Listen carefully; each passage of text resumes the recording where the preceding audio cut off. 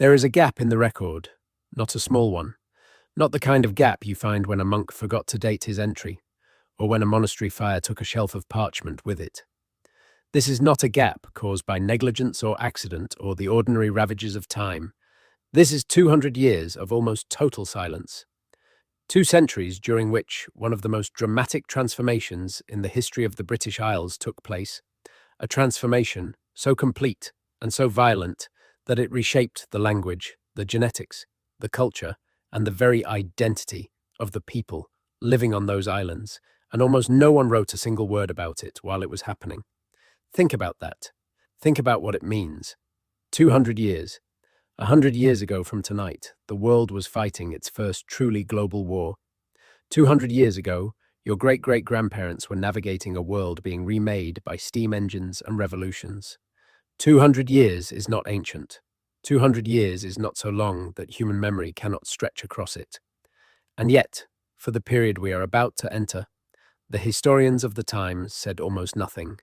The chroniclers of the age left us almost nothing. The writers, the record keepers, the people whose job it was to remember, left a silence so profound that modern researchers have spent centuries arguing about what actually happened inside it. We call this period the Saxon silence. Some scholars call it the sub-Roman period. Some call it the age of migration. Some call it, with a kind of exhausted honesty, the Dark Ages.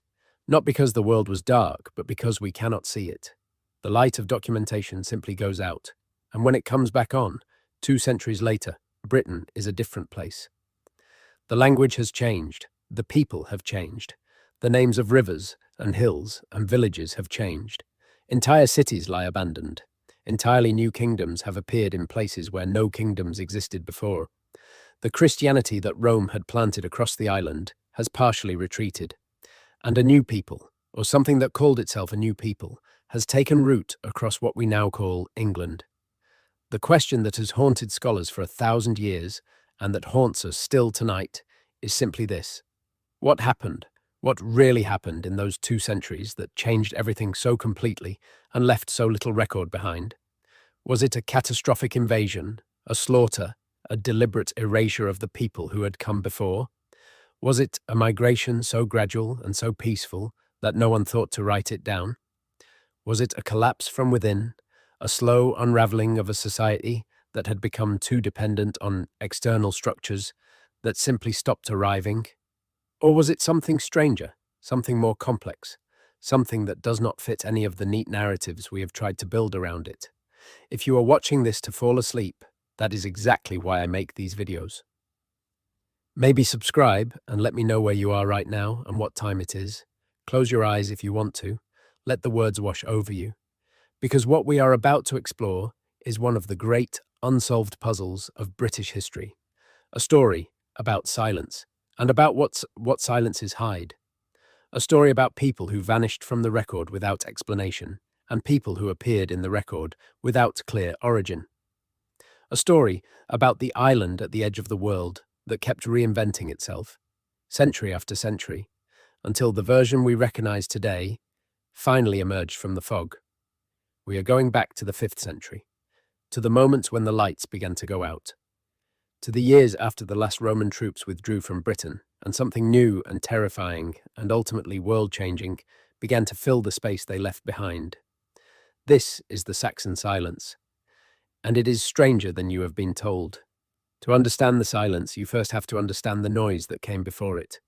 Roman Britain was not a quiet place. It was not a forgotten backwater at the edge of the empire. For nearly 400 years, from the Claudian invasion in the year 43 to the early 5th century, the Romans had been reshaping the island with a thoroughness that still leaves visible marks on the landscape today. Roads that ran so straight and true that modern highways still follow their lines. Cities with heated floors and mosaic tiles and public baths and forums where legal cases were argued and market prices were set. A postal system, an administrative bureaucracy.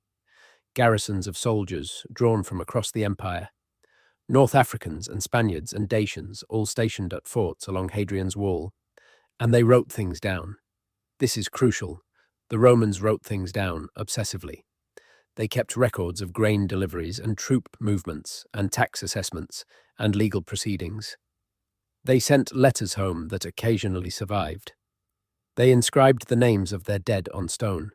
They commissioned histories and geographies and administrative documents that catalogued, imperfectly but genuinely, what was happening in the province of Britannia.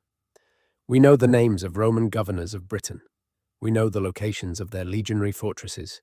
We know the complaints of soldiers stationed on the northern frontier because some of their letters survived buried in the waterlogged soil near Hadrian's Wall, ink on thin wood, miraculously preserved, full of requests for more socks and beer and news from home.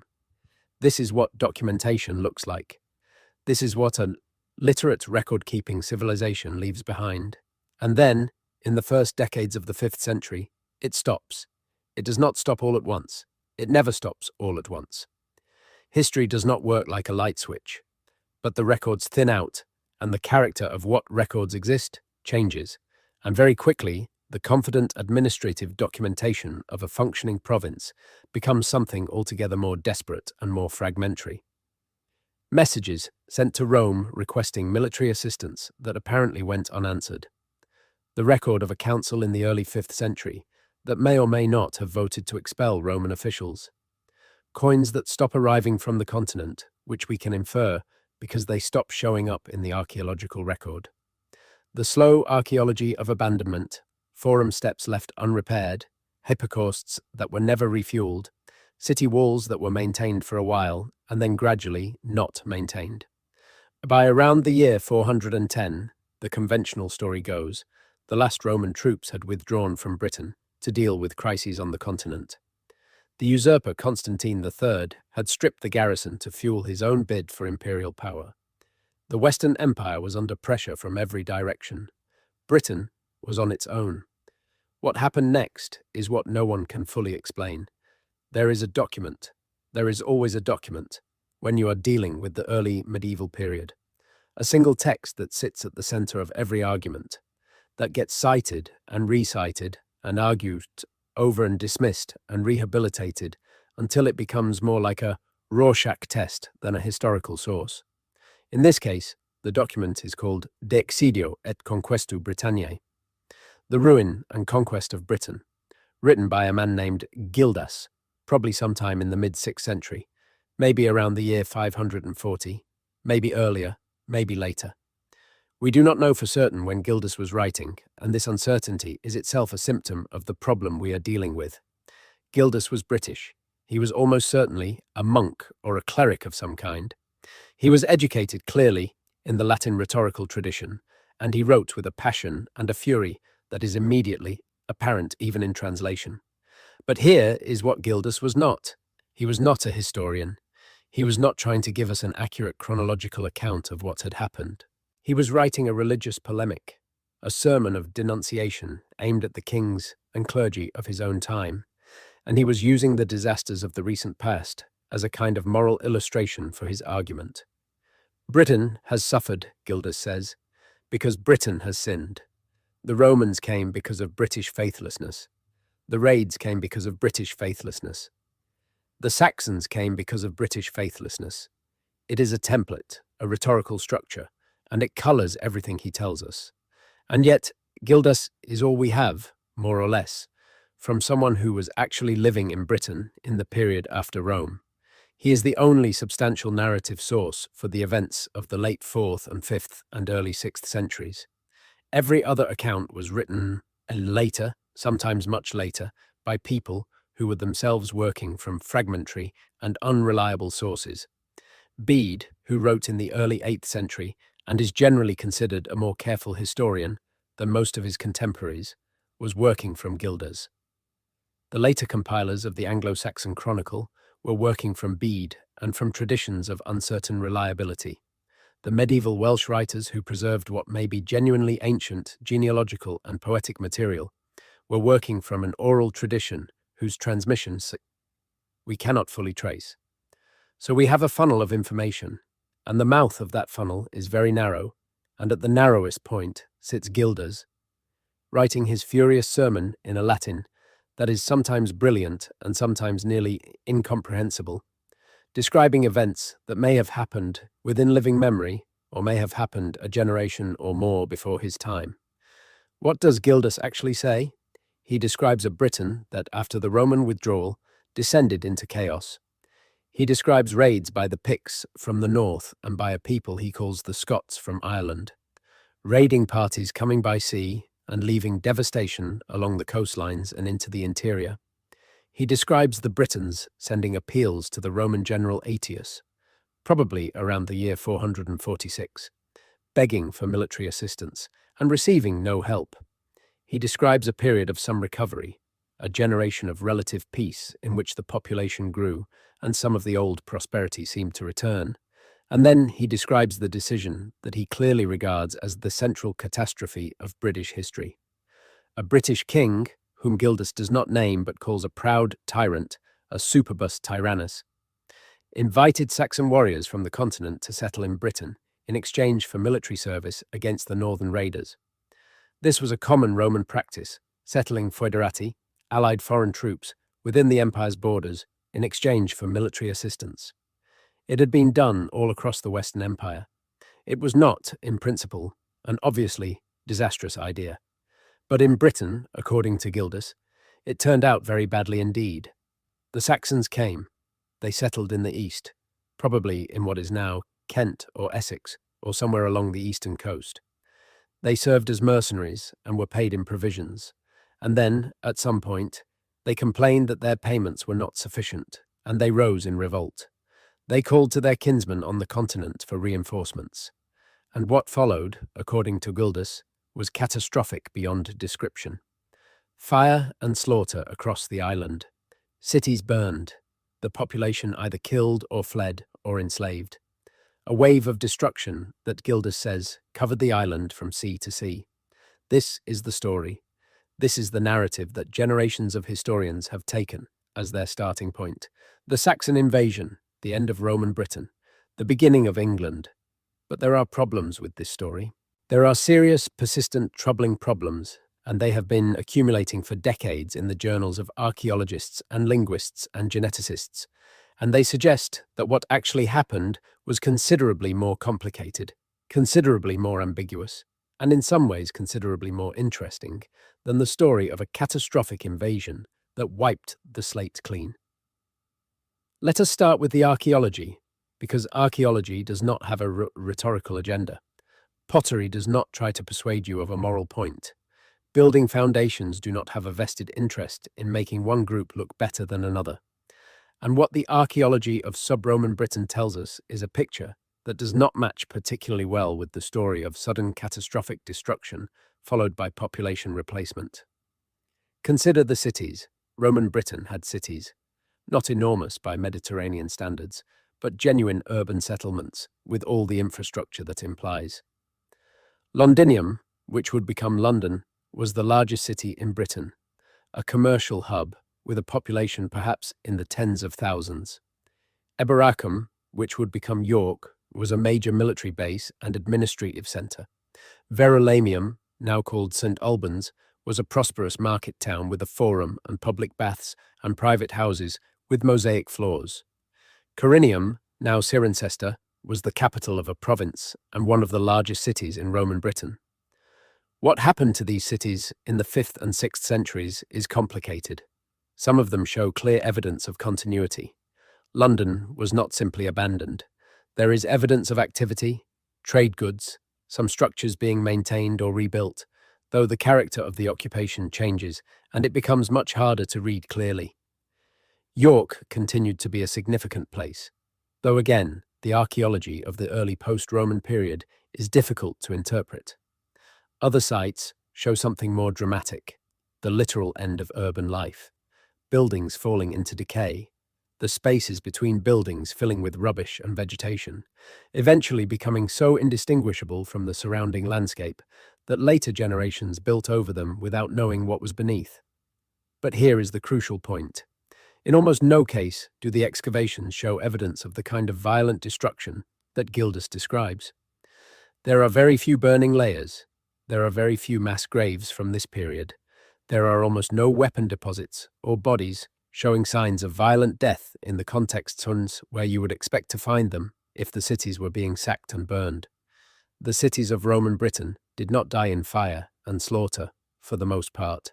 They died slowly, through neglect, through the gradual withdrawal of the administrative and commercial networks that had made urban life possible, through a kind of quiet unraveling that left no dramatic archaeological signature. This is itself deeply puzzling. If Britain was experiencing the kind of catastrophic violence that Gildas describes, the bodies and the ashes should still be there in the soil. In cases where we know there was genuine violent destruction, the archaeology shows it clearly. Viking attacks on monasteries leave burned layers and disturbed burials and weapon cuts on human bones. The Roman destruction of Jerusalem in the 1st century left a city buried under meters of collapsed masonry. Violent events leave traces. The relative absence of those traces in 5th and 6th century Britain requires an explanation. One explanation, of course, is that Gildas was exaggerating. He was writing a polemic, and polemics exaggerate. The rhetorical tradition he was working in required him to paint the disasters in the darkest possible colors. Fire and slaughter and desolation were the appropriate images for a moral sermon, whether or not they accurately reflected what had happened on the ground. This is entirely possible. It would be the simplest explanation. But there is another explanation that has been gaining ground in recent decades, and it is in some ways more unsettling, because it raises questions that go beyond the reliability of a single source and into the deeper mystery of what actually happened to the people of Roman Britain when the administrative structures collapsed and the connections to the continent were severed. What if the catastrophe was not primarily military? What if what killed Roman Britain was not the sword, but the stomach? The 5th century in Western Europe was a period of significant climatic and environmental disruption. The late Roman period saw a series of what climatologists now call volcanic winters, periods of reduced solar radiation caused by major volcanic eruptions that produced sulfur aerosols in the upper atmosphere and temporarily cooled the climate across large parts of the northern hemisphere. Crop failures, famine, population displacement. The kind of slow-moving disaster that does not necessarily leave dramatic archaeological signatures, but that can hollow out a civilization from within, reducing populations, disrupting agricultural systems, breaking the intricate chains of exchange and specialization that make complex societies possible. There is also the question of disease. The late Roman period was marked by a series of devastating pandemics, what ancient sources call plagues, though they encompassed multiple different pathogens. The Antonine plague of the 2nd century, the plague of Cyprian in the 3rd, and later, in the 6th century, the Justinianic plague, which we now know was a form of bubonic plague, the first documented pandemic of Yersinia pestis, the same organism that would cause the Black Death in the 14th century. Whether the Justinianic plague reached Britain is debated, but there are reasons to think it may have, and if it did, the effects on an already stressed population could have been catastrophic in ways that leave relatively little direct archaeological evidence. Population collapse, in other words, rather than population replacement. The possibility that what happened in 5th and 6th century Britain was not primarily an invasion that wiped out one people and replaced it with another, but rather a series of compounding disasters, political, military, climatic, epidemiological, that reduced the existing population so dramatically that the incoming settlers were moving into something closer to a vacuum than a battlefield. This is not a comfortable idea. It is not a clean narrative. It does not have a villain or a hero. It is the kind of complex multi-causal account of historical change that resists the satisfying story we want from the past. But it may be closer to what actually happened. And then there is the genetic evidence, which has complicated everything further, and which has become in the last 2 decades one of the most contested areas in the study of this period. The question of what happened to the population of Roman Britain has always been, at some level, a question about people. Real people, living and dying in the 5th and 6th centuries, whose descendants or non-descendants are the people living in Britain today. For a long time, this question could only be approached indirectly, through archaeology and linguistics, and the occasional skeletal analysis. But the development of ancient DNA analysis has changed this, and what it has revealed is a picture of extraordinary complexity that satisfies no one's prior assumptions. Studies of ancient genomes from early medieval Britain have found clear evidence of significant migration from continental northwestern Europe during the 5th and 6th centuries. The genetics of people buried in early Anglo-Saxon cemeteries in eastern England look substantially different from the genetics of people buried in late Roman British contexts. There is a real genetic shift, a real infusion of ancestry from what is now northwestern Germany and Denmark and the Netherlands. This is not in dispute. The Saxons and Angles and Jutes were real. They came from real places. They left real genetic traces. But the magnitude and the implications of this shift are enormously contested. Some studies have suggested that in eastern England, the proportion of incoming continental ancestry may have been very high, perhaps 60% or more of the ancestry of people in early Anglo-Saxon cemeteries. Others have found lower figures. Others have pointed out that the sampling is uneven, and the statistical methods are disputed, and the conclusions vary significantly depending on which assumptions you feed into the models. And crucially, the picture in Western Britain is different. In Wales, in Cornwall, in the areas that remained under British political control for longer, the genetic signal is different. The ancient British population did not disappear from Britain. It persisted in substantial numbers in the West. And even in the East, there are complications. There are individuals in early Anglo-Saxon cemeteries who, by their grave goods and their apparent social status, appear to have been fully integrated into Anglo-Saxon society, but whose ancestry suggests a largely or partly indigenous British origin. There are continuities as well as ruptures. The genetic story, in other words, is not the story of replacement. It is the story of mixture, of varying degrees of displacement and integration and persistence, and it looks different in different parts of the island and at different times within the long 2 centuries of the silence. But perhaps the most mysterious element of the Saxon silence, the element that continues to resist every attempt at a clean explanation, is the one that struck the earlier scholars most forcefully: the language.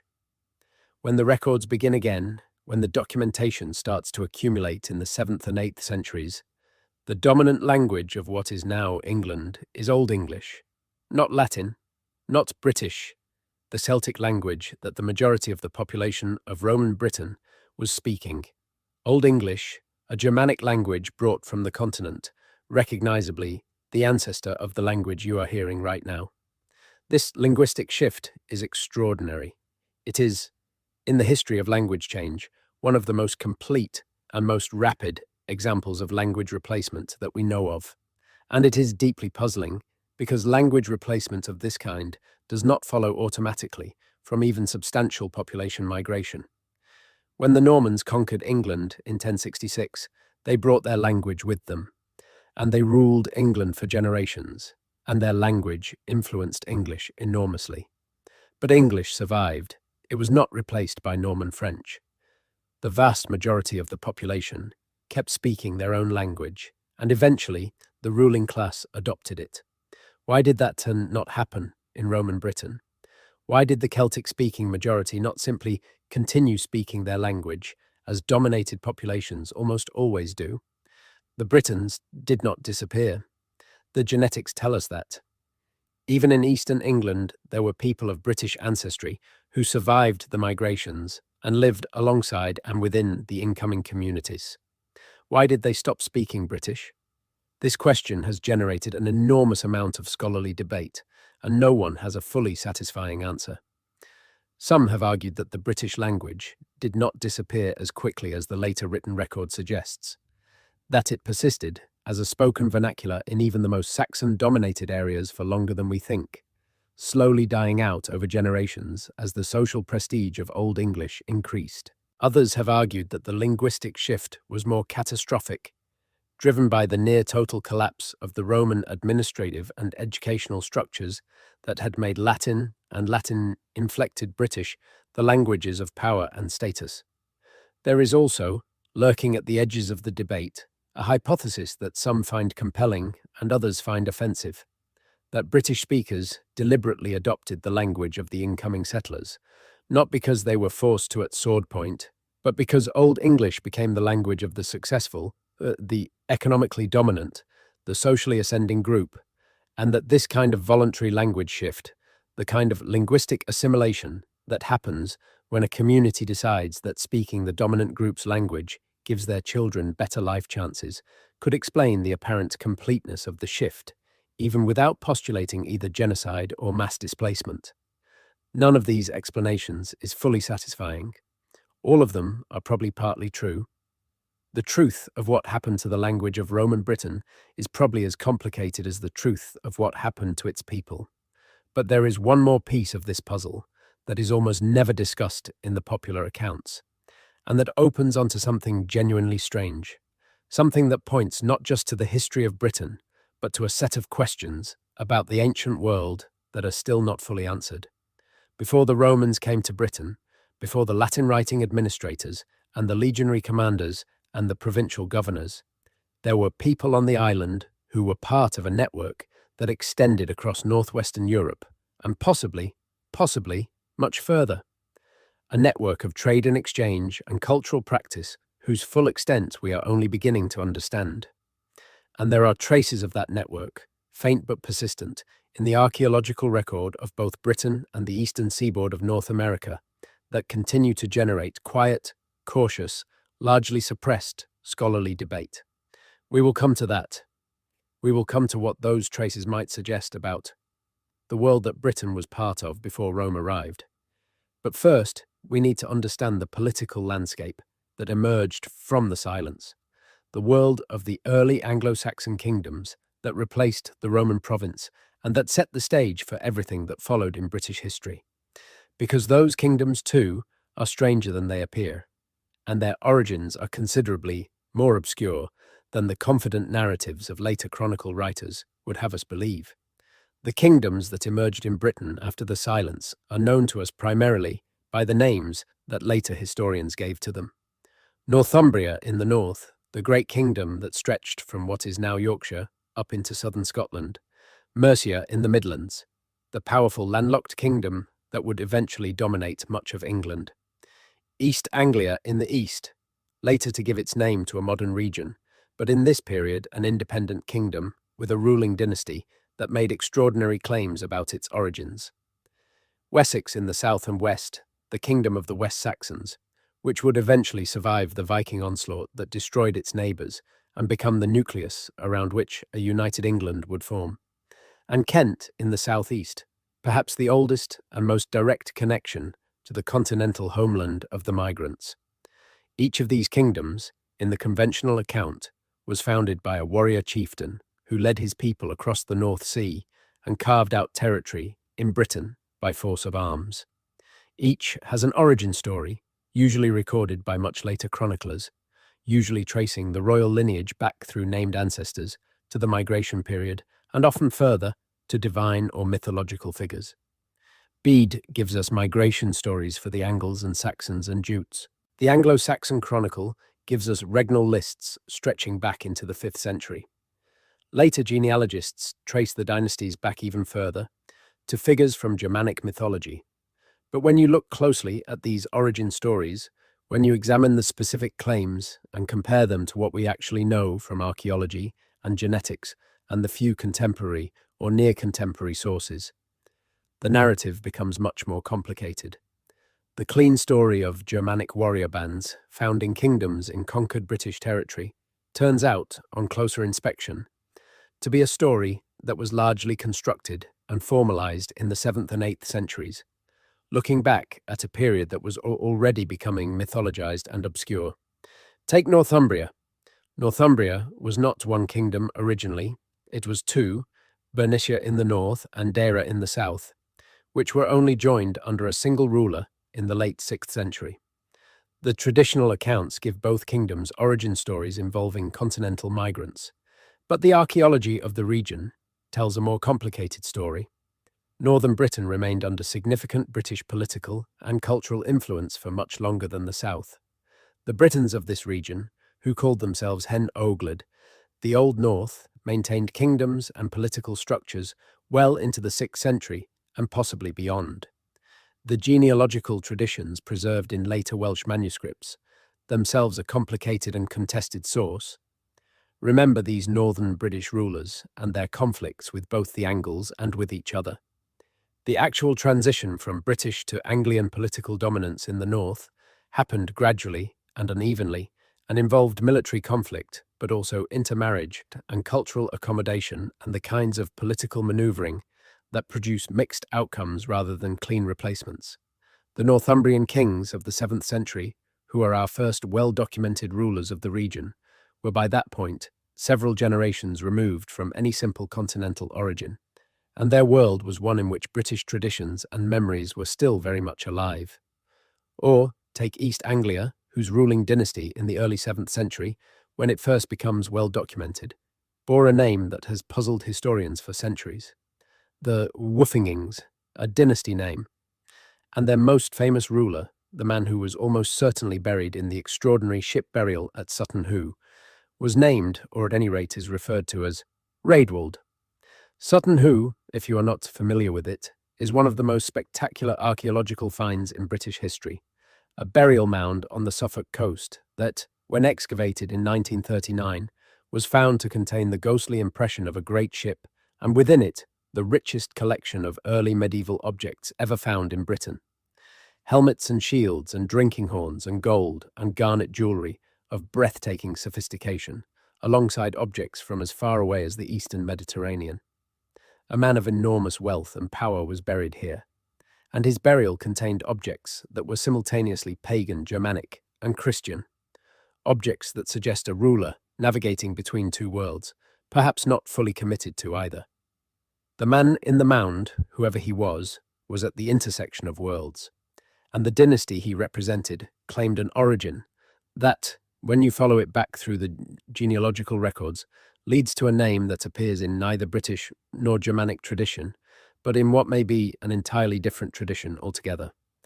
We are going to have to take a step back here, a long step back before the Saxons and before the Romans, and into a period that is itself deeply obscure, the late Bronze Age and early Iron Age of northwestern Europe, a period in which the connections between different parts of the Atlantic world were, we are increasingly discovering, more extensive and more complex than anyone believed when these questions were first being studied.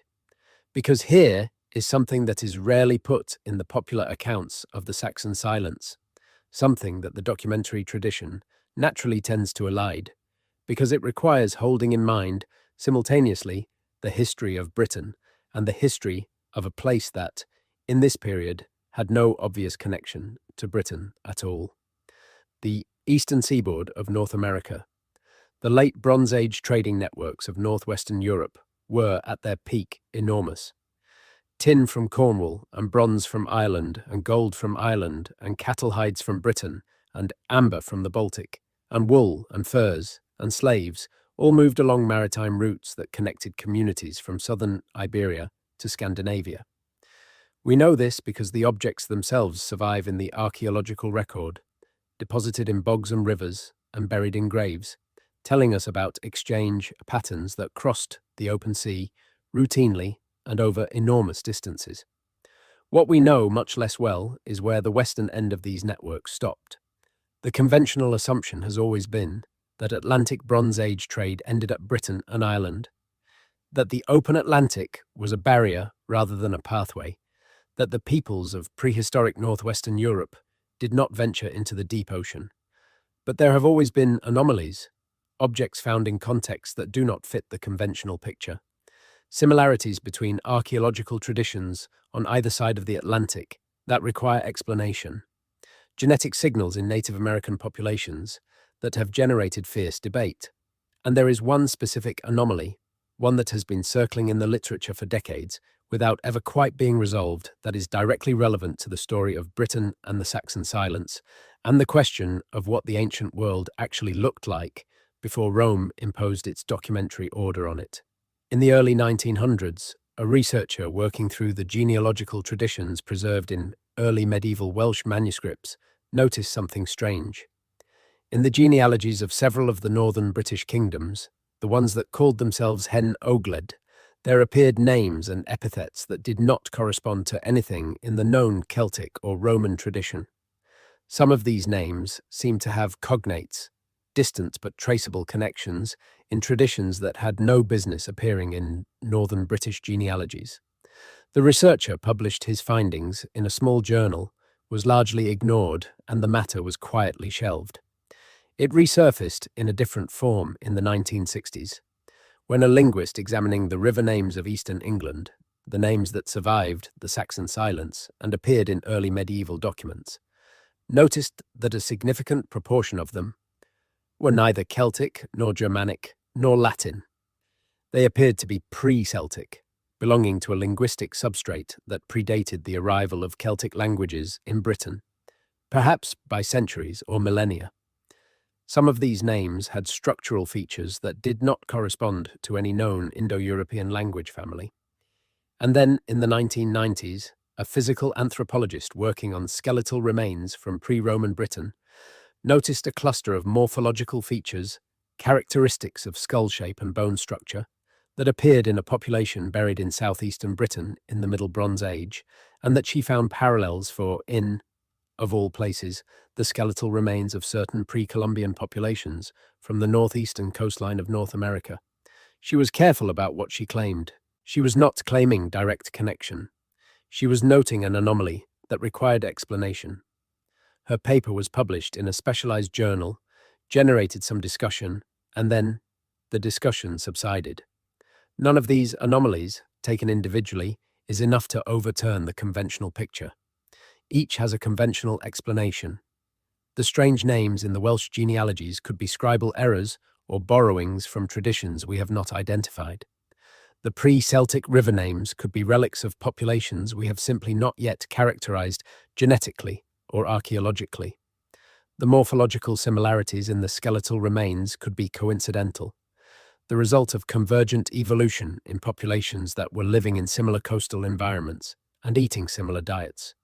But they accumulate, and they raise a question that, in polite academic company, is usually not asked directly, but that circles around the edges of multiple fields of study.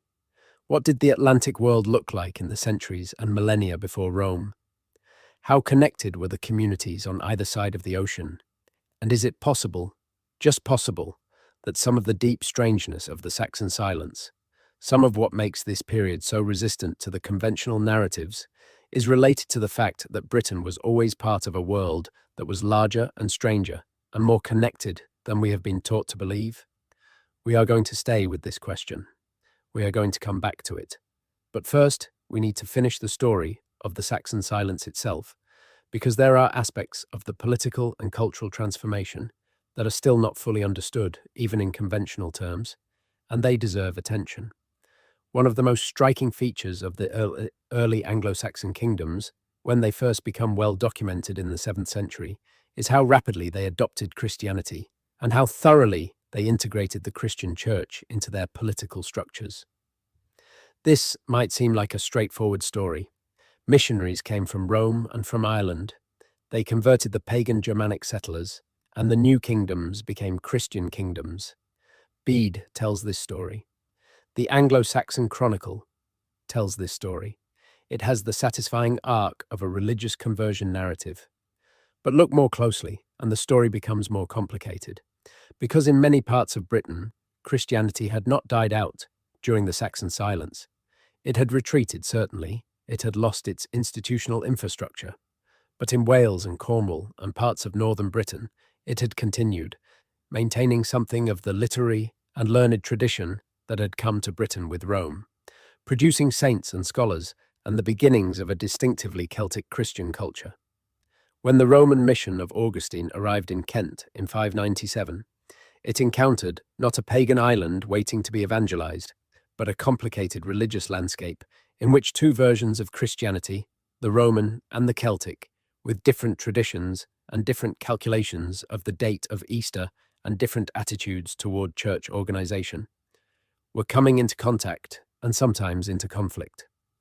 The Synod of Whitby in 664, at which the question of the Easter dating and other issues of practice were resolved in favor of Roman usage, is often presented as a simple administrative tidying up of minor liturgical differences. But it was actually a politically charged moment in which the question of which tradition of Christianity would dominate in Britain was being decided, and the outcome of that decision had long-term consequences, not just for religious practice, but for the shape of British culture and the way in which Britain connected to the continent. The Celtic Christian tradition had been developing in relative isolation during the Saxon silence, and it had developed in directions that were sometimes markedly different from what was happening in Rome. Its monasteries had become centers of learning and manuscript production and artistic creativity that produced some of the greatest works of early medieval art.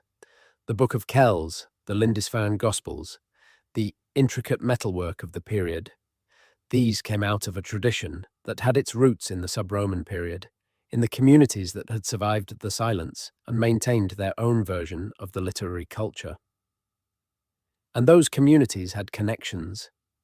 They had connections to Ireland, which had received Christianity in the 5th century, probably from multiple directions, and which had developed a monastic tradition of extraordinary energy and creativity.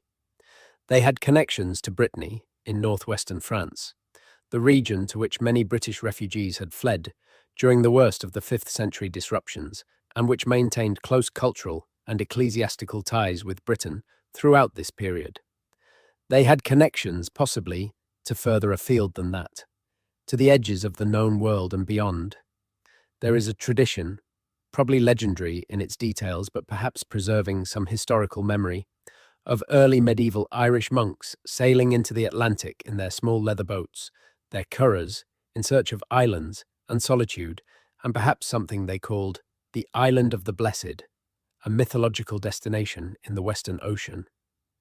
The most famous of these wandering monks is Brendan of Clonfert, whose supposed voyage was recorded in a text called the Navigatio Sancti Brendani, the Voyage of Saint Brendan, which describes a journey into the Western Atlantic that takes Brendan and his companions to various wonderful and terrible places, including an island of giant sheep and a column of crystal in the sea, and a dark and smoky island that is clearly meant to be a volcano, and, most intriguingly, what may be a description of the American continent.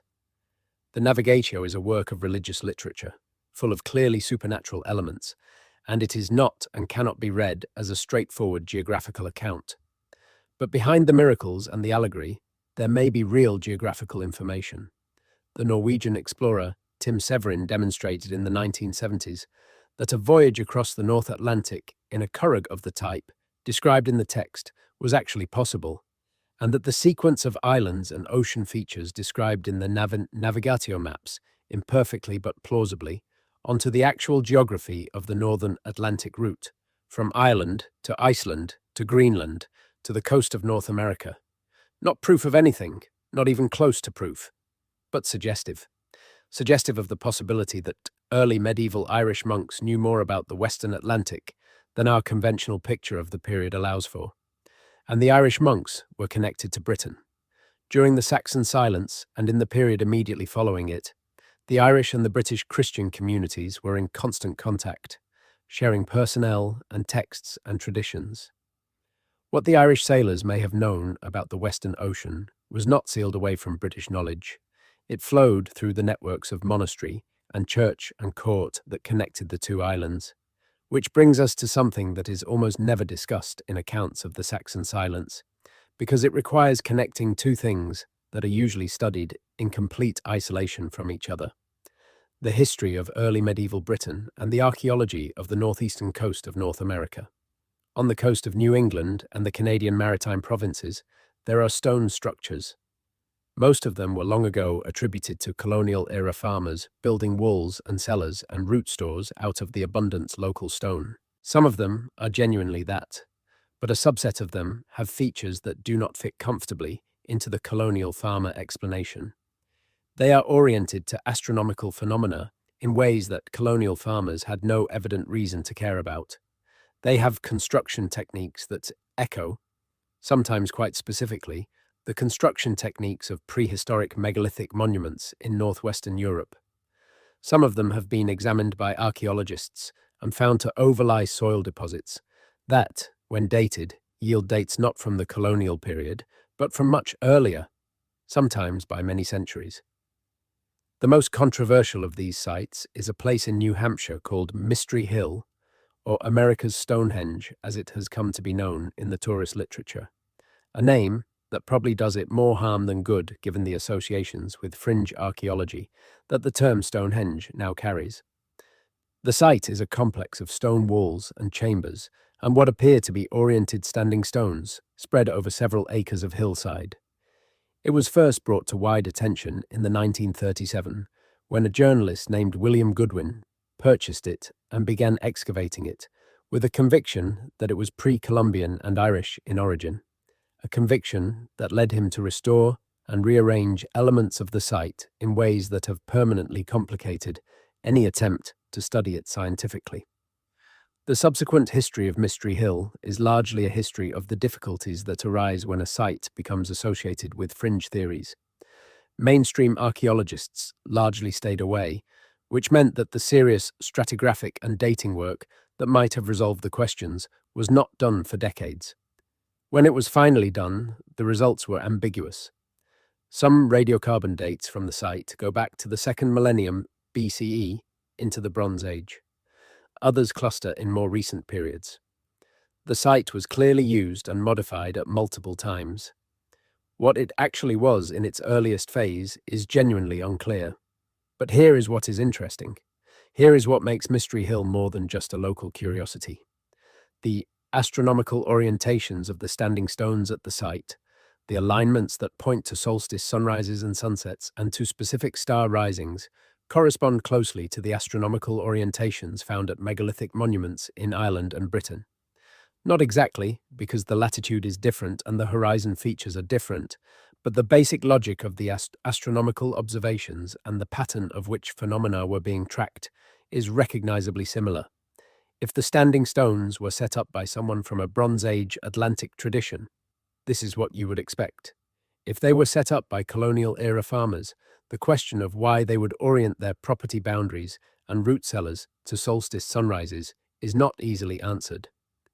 There is no consensus on Mystery Hill.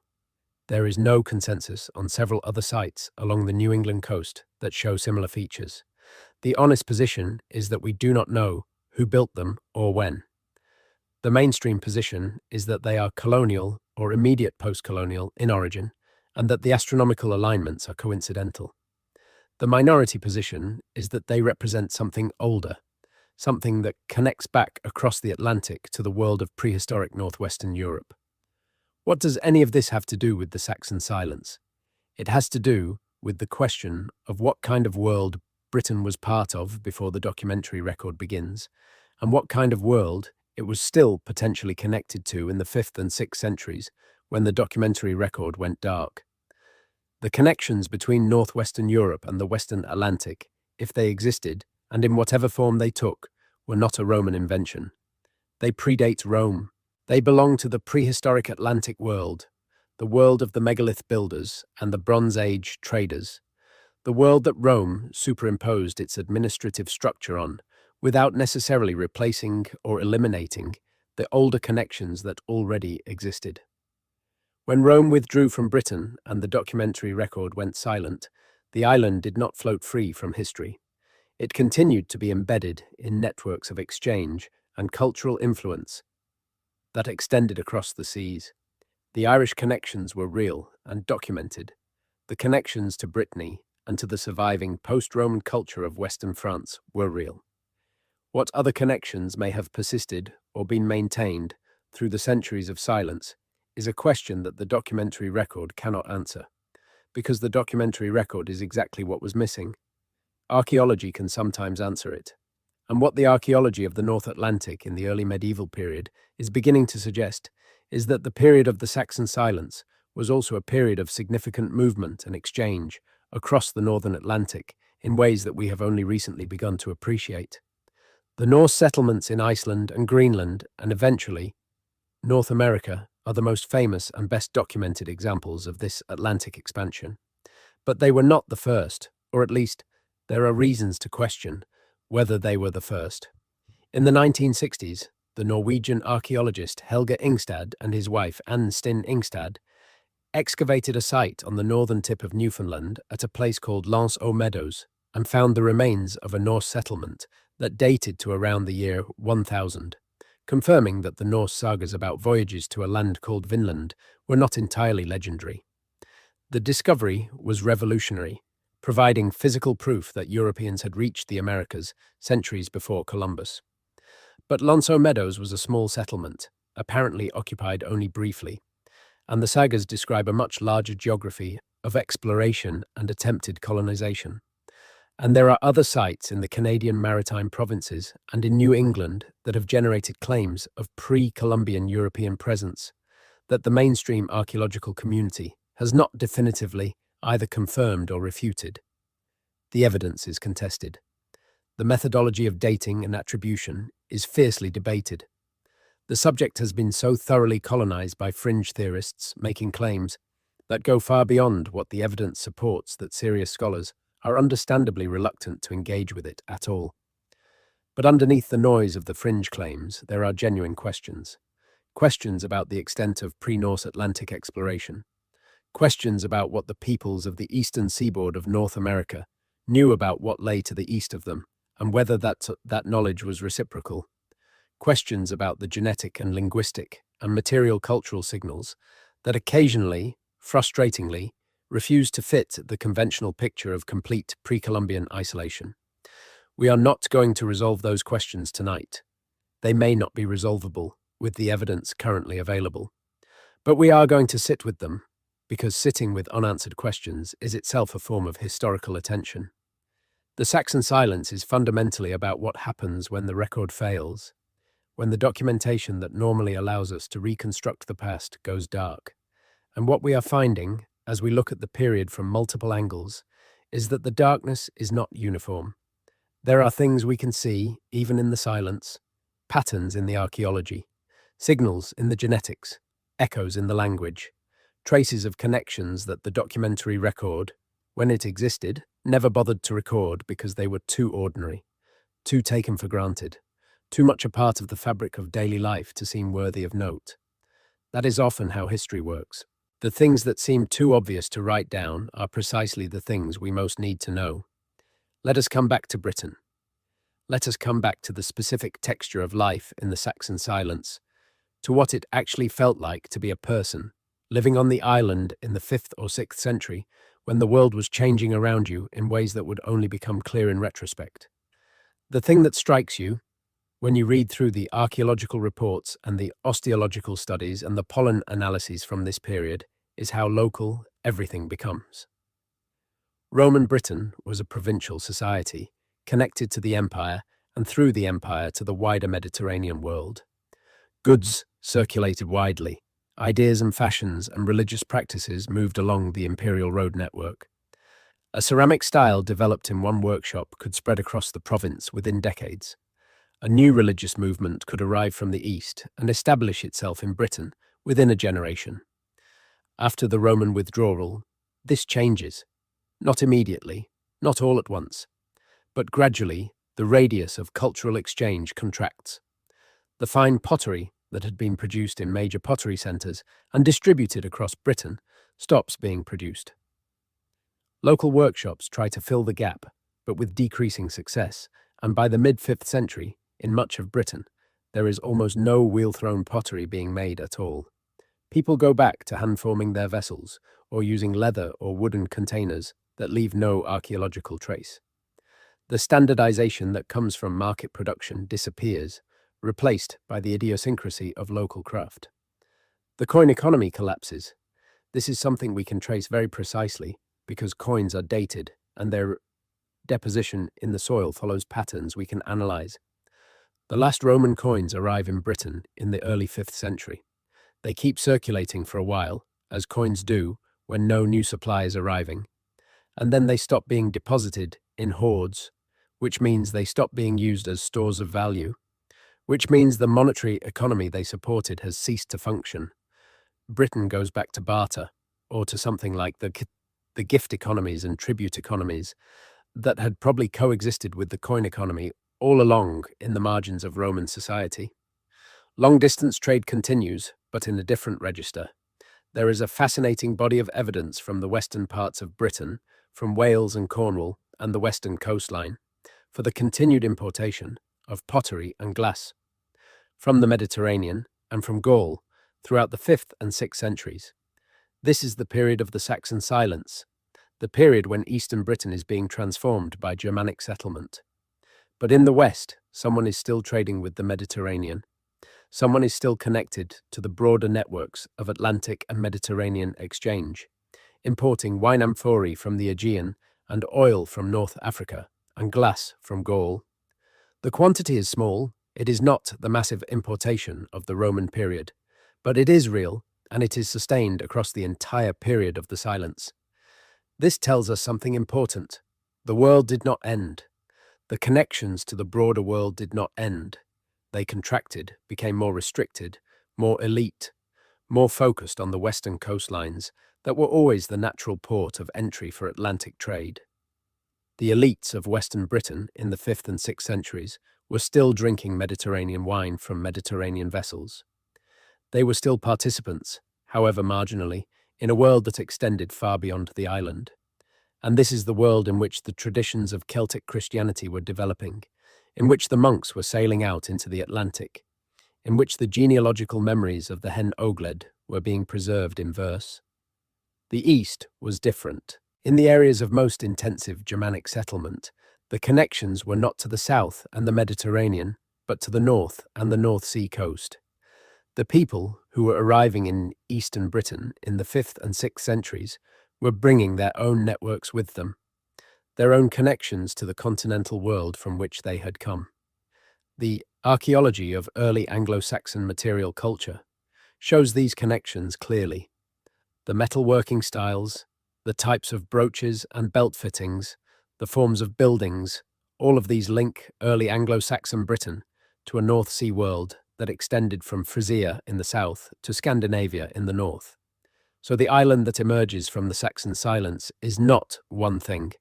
It is a patchwork of different regions with different histories and different connections to the wider world. The West, Brittonic, Christian, still tenuously connected to the Atlantic world, and through it, to the Mediterranean. The East, Germanic, pagan, then rapidly converting to Christianity, connected to the North Sea world, and in between, zones of complex cultural interaction, intermarriage and political maneuvering, and the gradual working out of what kind of society would emerge from the encounter. It is in these zones of interaction, paradoxically, that some of the most interesting cultural creativity of the period happens. The Sutton Hoo burial, that extraordinary synthesis of Germanic and Christian symbolism, comes from East Anglia, a kingdom that sat at the intersection of these worlds. The great Northumbrian scholarship of the 7th and 8th centuries, which would produce Bede and the Lindisfarne Gospels, came from a region where British and Anglian traditions had been interacting for generations. The cultural synthesis that would eventually become what we think of as English culture, distinct from both its Germanic and its Celtic predecessors, was worked out precisely in these zones of encounter. This is not the story of conquest and replacement that the later chronicle tradition wanted to tell. It is something considerably more messy and more interesting, a story of worlds colliding and negotiating, and eventually producing something new, something that was neither the Roman province nor the Germanic homeland, but a distinctly British amalgam that bore traces of both. And there is something fitting in this, something almost poetically appropriate, about the fact that the period in which this synthesis was being worked out is precisely the period for which we have the least documentation. The Saxon silence is not just an absence of records. It is the silence of transformation, the silence that falls when something is being remade so fundamentally that the old frameworks of description no longer fit and the new ones have not yet been developed. The Romans had a language for their province. They had administrative categories and census records and tax assessments. They knew what to call things and how to describe them. The Germanic settlers had their own traditions, their own genealogical and legal structures, their own ways of organizing and describing the world. But in the period of transition, when neither the Roman categories nor the Germanic ones quite fit the actual situation on the ground, there was a period in which reality outran description, in which what was happening could not yet be named. That may be part of what the silence actually is, not just the loss of records, not just the collapse of the institutional infrastructure that had produced records, but a genuine discontinuity of the conceptual frameworks through which people understood and recorded their world, a period in which the tools for making sense of experience were themselves being remade. We are approaching what may be the most interesting and least settled question about the Saxon silence. A question that is technical in some of its aspects, but that opens onto something much larger. A question about memory, about how communities preserve knowledge of their own past when the usual mechanisms for doing so are disrupted or destroyed. The Saxon silence was not just a silence in the written record, it was, or seems to have been, a silence in the oral record as well.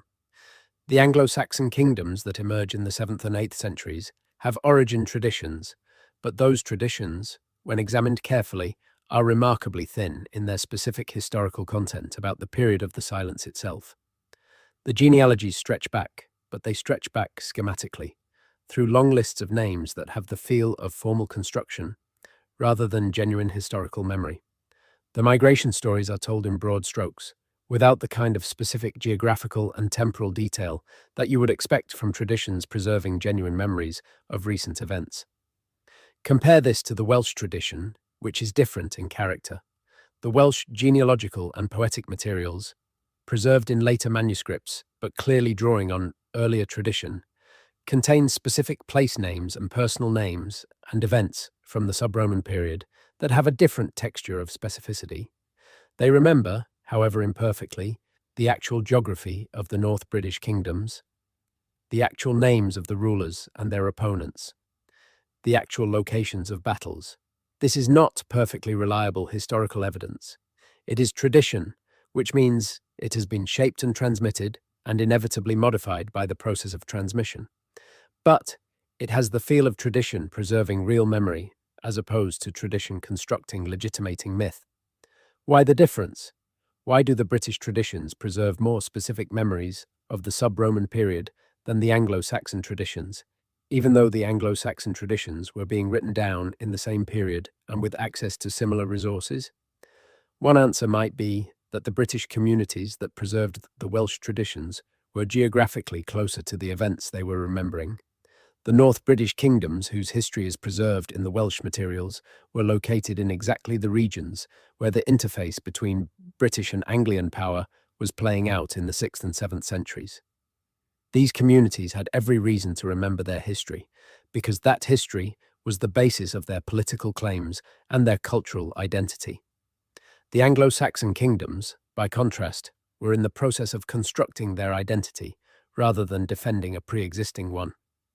Their genealogical traditions needed to establish legitimacy and continuity with prestigious ancestors, but they were not primarily in the business of historical memory for its own sake. They were in the business of political mythology. But there is another possibility.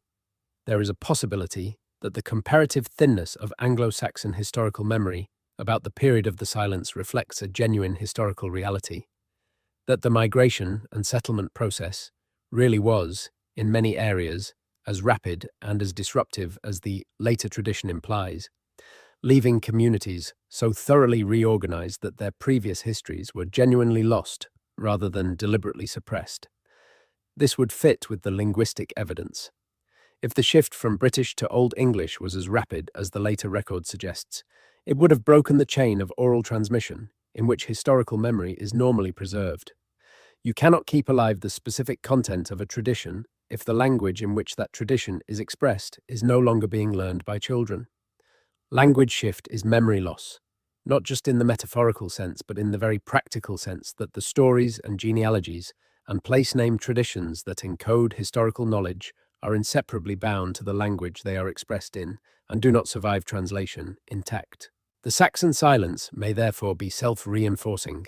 The same processes that disrupted the communities and institutions that produced written records also disrupted the oral traditions that might have preserved memory in the absence of writing. The silence was not just imposed from outside by the collapse of Roman administrative structures. It was produced from within by the disruption of the communities themselves, the disruption of the social fabric in which memory normally lives.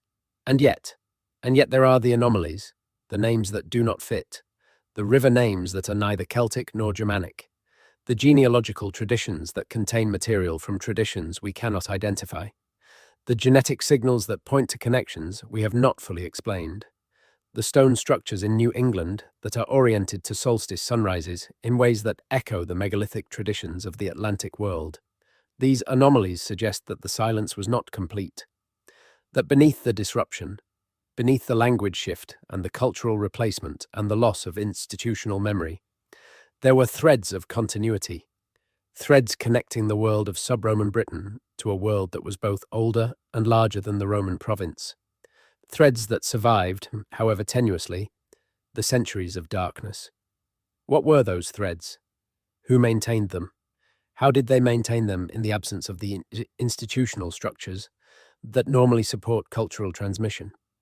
These are questions that the documentary record cannot answer, because the documentary record is precisely what was missing. They are questions that archaeology can sometimes illuminate, but archaeology has its own limitations, its own gaps, its own tendency to miss the things that people did not deposit in the ground. They are questions that genetics is beginning to approach, but genetics works at a level of generality that does not easily speak to the specific questions of cultural memory and knowledge transmission.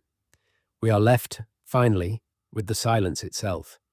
200 years in which the most dramatic transformation in the history of the British Isles took place, and almost no one wrote a word about it while it was happening. A silence that is not empty, but full of events and people and changes whose outlines we can sometimes dimly perceive but can never fully see. There is something about this silence that speaks to something in the human condition more broadly. We are accustomed to thinking of history as something that is written down, something that survives in records and documents and the traces we deliberately leave behind. But most of human experience has not been recorded. Most of what people have done and thought and felt has dissolved back into the world without leaving any mark that we can now read. The Saxon silence is an extreme case of this, a period when the normal mechanisms of documentation failed unusually completely. But it is not unique in kind, it is only extreme in degree. Every life is its own Saxon silence, full of experiences and relationships and changes that leave no record, that will dissolve back into the world when the person who lived them is gone. Every community has its periods of disruption, when the chain of memory is broken and what was known is lost. Every culture has its transformations, its moments when what had been changes into what is, and the change happens too fast and too completely for anyone to fully document it as it occurs. The historian's task, in the face of silence, is not to fill it with invention. It is not to tell a clean story where no clean story is warranted. It is to hold the silence carefully, to pay attention to the faint signals that emerge from it, to be honest about what we do not know while being equally honest about what we can dimly perceive. What we can say about the Saxon silence is this: something enormous happened in Britain between approximately 400 and 600 of the Common Era. The island changed more completely in those 2 centuries than in any comparable period before or since. The change involved migration and displacement and cultural transformation on a massive scale, but the exact nature and extent and pace of these changes remain genuinely uncertain. The documentary evidence is fragmentary and tendentious. The archaeological evidence is rich but often ambiguous. The genetic evidence is growing but contested. The linguistic evidence is suggestive but not conclusive. And beneath all of this, there are the anomalies, the things that do not fit, the signals that point toward connections and continuities that the conventional narrative does not account for, the hints of a world that was larger and stranger and more connected than the version of history we normally tell. The Saxon silence ends conventionally with Bede, with the great Northumbrian scholar who, in the early 8th century, sat down in his monastery at Jarrow and wrote the ecclesiastical history of the English people. Bede is a remarkable figure. He was careful. He distinguished between what he knew from reliable sources and what he knew from tradition. He tried, within the limits of his method and his assumptions, to tell the truth as he understood it. He gave us the framework through which the early medieval history of Britain has been understood for 13 centuries. But Bede was looking back at the silence from outside it, from a world that was already shaped by its outcome. He was explaining the world that had emerged from the transformation, not the transformation itself. He was the voice that comes after the silence, the light that comes on when the darkness ends. He could not see what had been lost in the darkness, because you cannot see what is not there to see. We are in a better position than Bede in some ways. We have tools he did not have, the ability to analyze ancient genomes, to date organic materials with precision, to map the distribution of linguistic features across vast territories, to use satellite imagery to detect buried structures that no eye has seen in 1500 years. We can see things he could not see, but we are not, in the end, in a fundamentally different position. We are still looking at a silence and trying to understand it. We are still limited by the evidence that survived and by the frameworks of interpretation that our own cultural moment provides. We are still, like every historian who has engaged with this period, working at the edge of what can be known. The Saxon silence is not going to yield its secrets completely. It is not going to become fully legible, no matter how much evidence accumulates, because the evidence that was lost is lost, and what was not recorded cannot be recovered. The 200 years will remain, in some fundamental sense, dark. But the darkness is not featureless. It is not uniform. It contains shapes and patterns and occasional glimmers of light that, if we look at them carefully and honestly, tell us something true about the world they come from, about the people who lived in Britain in those 2 centuries of transformation, about the connections they maintained and the memories they preserved, and the world they were part of, a world that extended from the shores of the North Sea to the coasts of the Atlantic, and perhaps, just perhaps, beyond. The silence speaks if you know how to listen to it. And what it says is not a single story. It is not a story of conquest, or of catastrophe, or of peaceful migration, or of genetic replacement. It is something more complicated and more human than any of those clean narratives. It is the story of a world being remade under pressure, of people adapting and failing and surviving and being transformed, of connections persisting and memories enduring even when the institutions that usually support them have collapsed. It is, in the end, a human story, which means it is a story without a clean ending, without a final answer, without the satisfying resolution that we always want from the past and that the past almost never provides. The lights went out in Britain sometime in the early 5th century.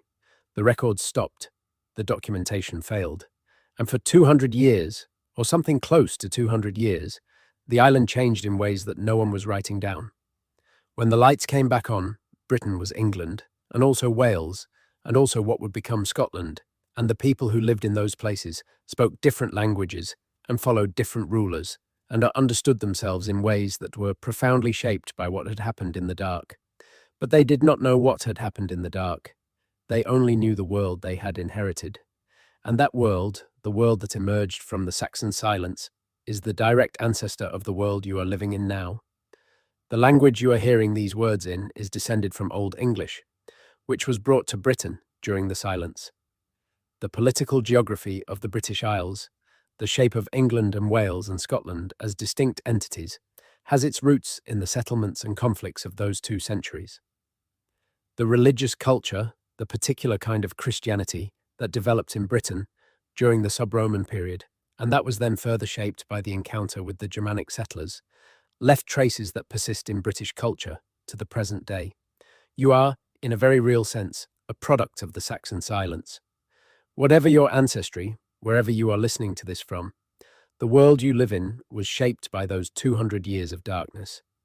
The English language alone is enough to establish that connection. 1,300 years of literary and intellectual tradition, from Bede to Shakespeare to the digital age, rest on foundations laid during those two unrecorded centuries. And somewhere in those 2 centuries, in the world that no one was writing down, were the people whose descendants eventually built everything that followed. People who did not know they were making history, who were just trying to survive and adapt and preserve what they could of the world they had known. People who spoke languages that were changing around them, who lived in communities that were being transformed in ways they may not have fully understood. People who remembered the world before and tried to pass that memory on to their children, and who sometimes succeeded and sometimes failed. The Saxon silence is their story, and like all the most important stories, it is a story that does not end cleanly. It continues in the patterns of the language you speak, and the shapes of the cities you live in, and the traditions that still, even now, carry faint traces of the world that existed before the records stopped. The silence is never quite over. It persists in the gaps of our knowledge, in the questions we cannot answer, in the evidence that does not fit, in the river names that are neither Celtic nor Germanic, in the stone structures on New England hillsides, in the anomalies that accumulate at the edges of every framework we try to impose on the past. And perhaps that is the most important thing the Saxon silence teaches us.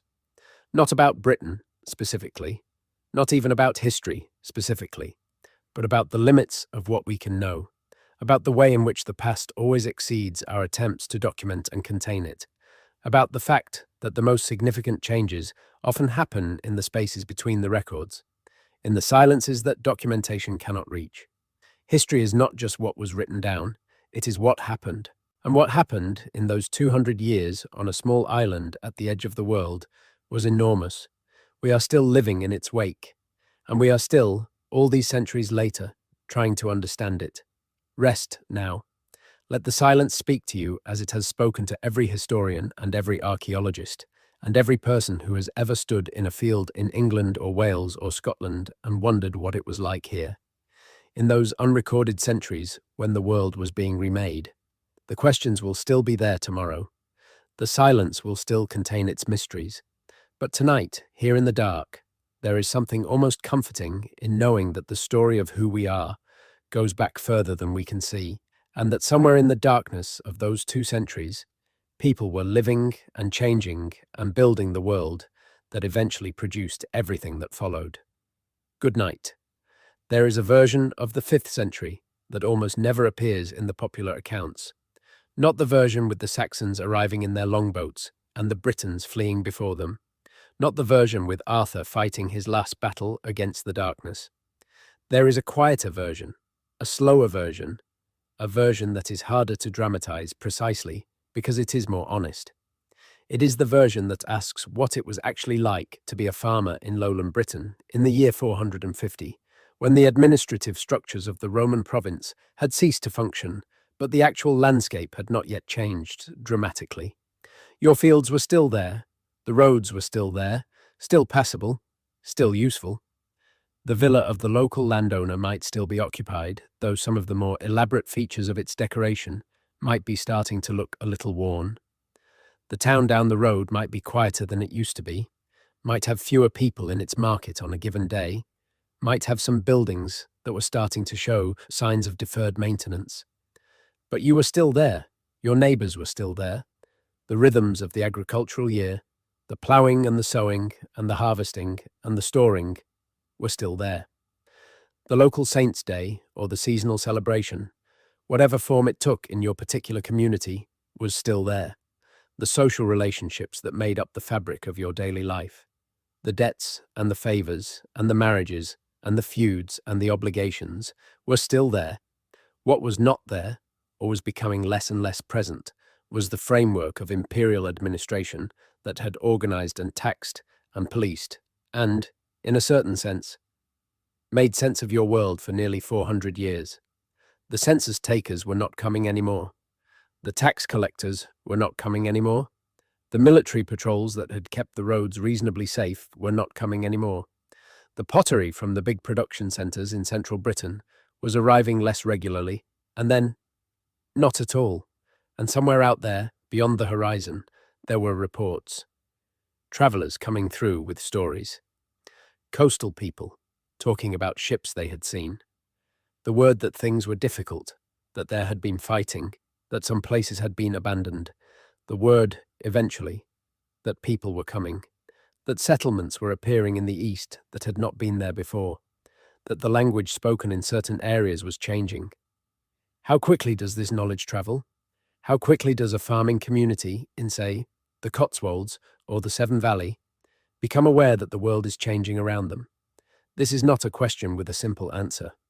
In a world without mass communication, without newspapers, without even a reliable postal system, now that the imperial infrastructure has collapsed, information moves at the speed of people. It moves with the traders who are still traveling the roads, with the churchmen who are still moving between communities, with the refugees who are starting to arrive from further east. The refugees are the most important part of this picture, and they are the part that the standard accounts most consistently underemphasize. Migration does not happen in silence. Migration generates movement, and movement generates stories, and stories generate awareness. If communities in the east of Britain are being disrupted enough that people are leaving, those people are going somewhere. They are going west, following the roads and the river valleys that had been the arteries of the Roman province.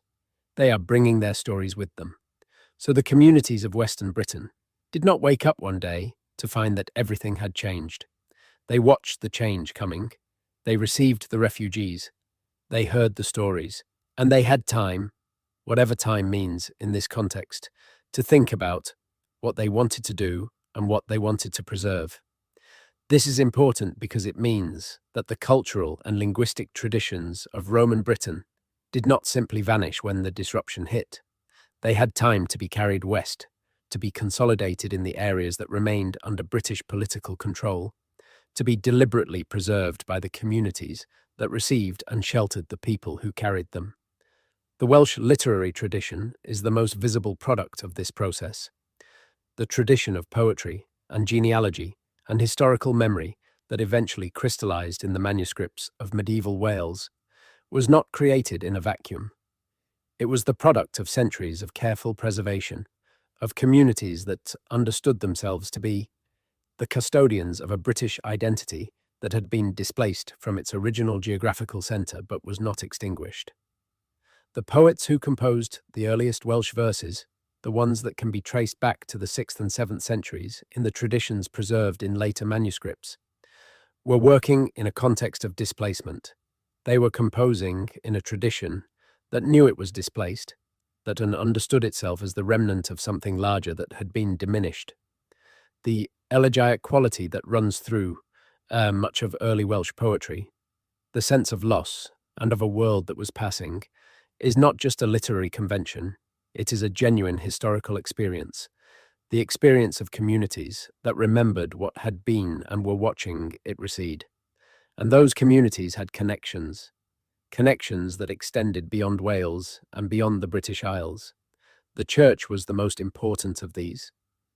The Celtic Christian tradition, which had its centres in Ireland and in Wales and in the communities of the western coastline, was a transnational institution in the most literal sense.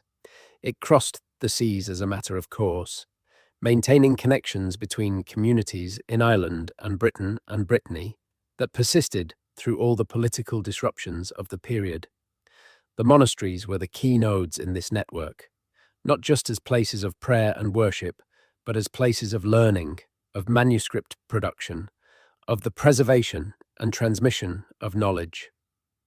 The great Irish monasteries of the 6th and 7th centuries, places like Clonmacnoise and Iona and Lindisfarne, were centres of intellectual activity whose output has survived and whose influence on the subsequent development of European culture can hardly be overstated. They produced manuscripts, they trained scholars, they sent missionaries and teachers across the known world, and they were connected to Britain. Iona, the island monastery, founded by Columba in 563, was on the boundary between the Irish world and the emerging Northumbrian world, and it played a crucial role in the Christianization of the Northumbrian kingdom. Lindisfarne, founded from Iona in the 630s, became the centre of Northumbrian Christianity and the place where the Lindisfarne Gospels were created. One of the great works of early medieval art, a product of the cultural synthesis between Irish, Northumbrian, and Mediterranean traditions, that was the characteristic achievement of this period. The Lindisfarne Gospels are worth dwelling on for a moment. They are sometimes described as an example of insular art, a technical term for the art of the British Isles in the early medieval period. And this is accurate, but the term insular can be misleading if it suggests that the tradition was isolated or provincial. The Lindisfarne Gospels draw on Mediterranean models, on late antique manuscript painting from Italy and from the Eastern Mediterranean. They were created by artists who had access to texts and images from across the known world, who were participating in a tradition that was genuinely international, even in its most local expressions. How did those models reach Lindisfarne?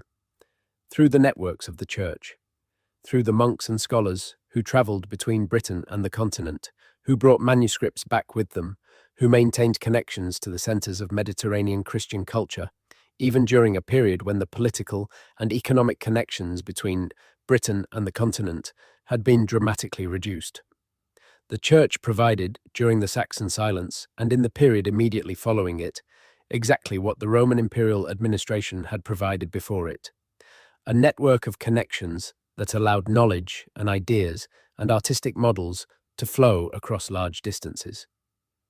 This is one of the reasons why the Saxon silence was not quite as silent culturally as it appears in terms of political and administrative documentation.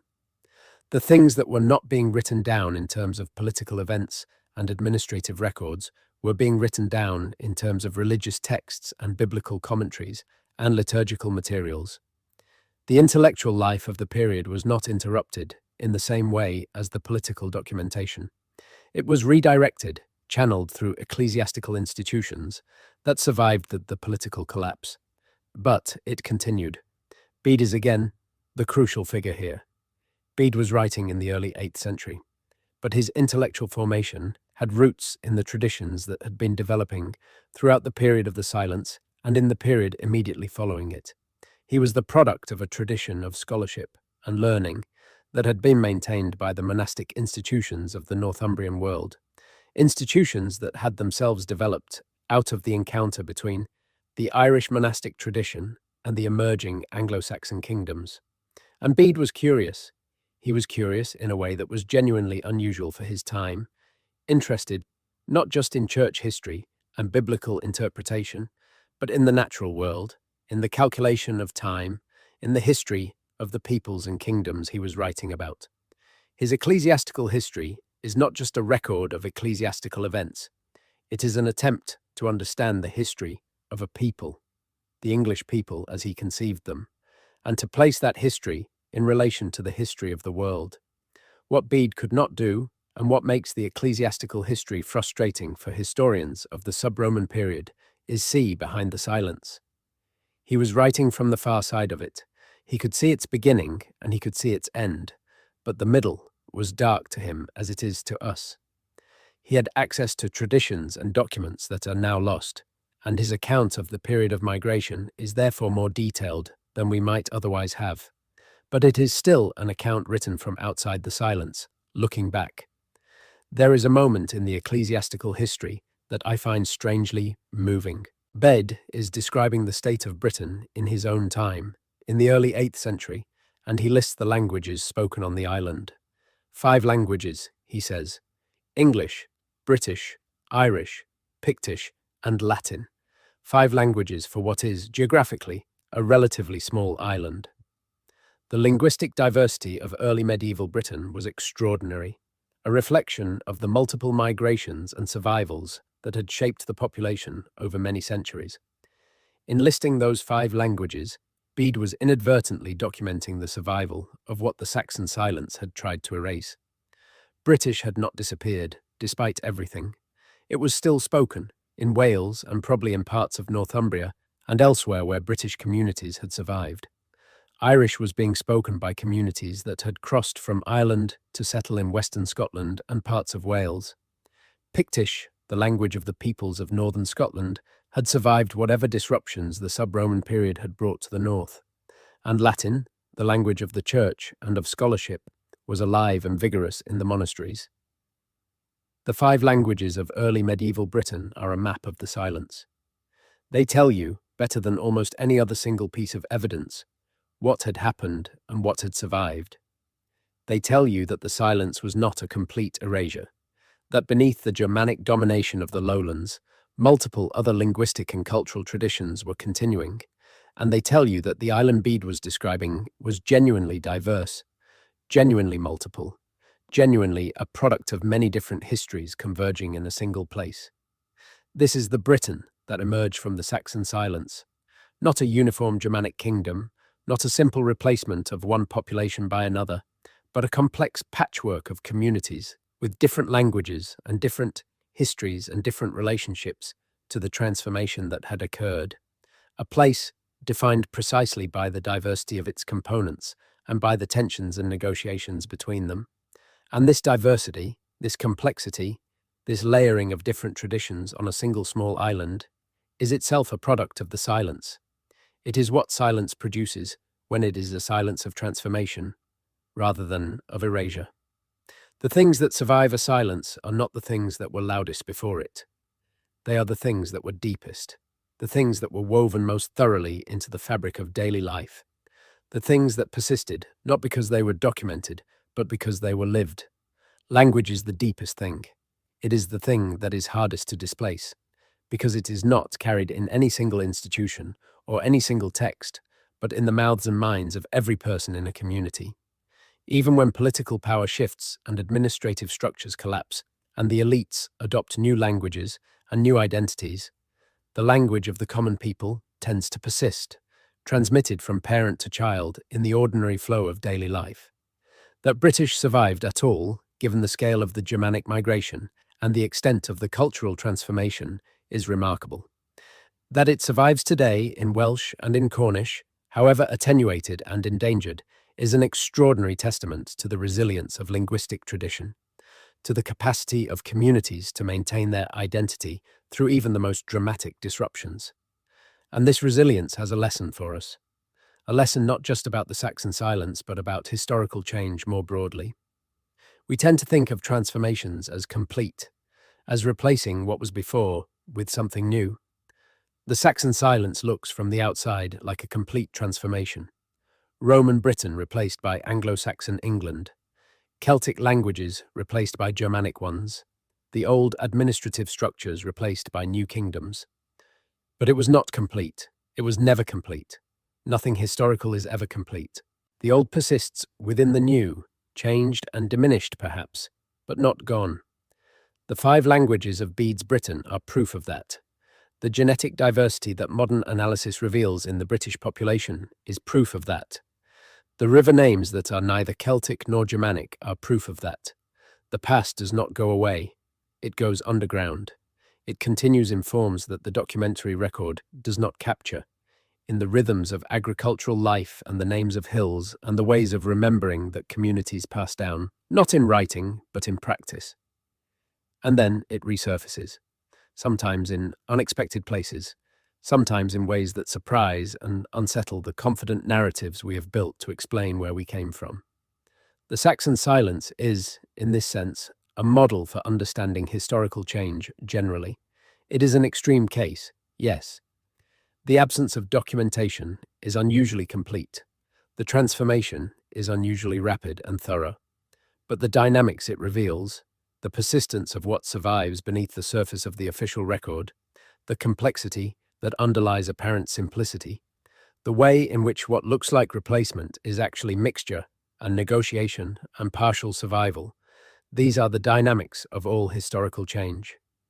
We are always, in some sense, living in the aftermath of a silence.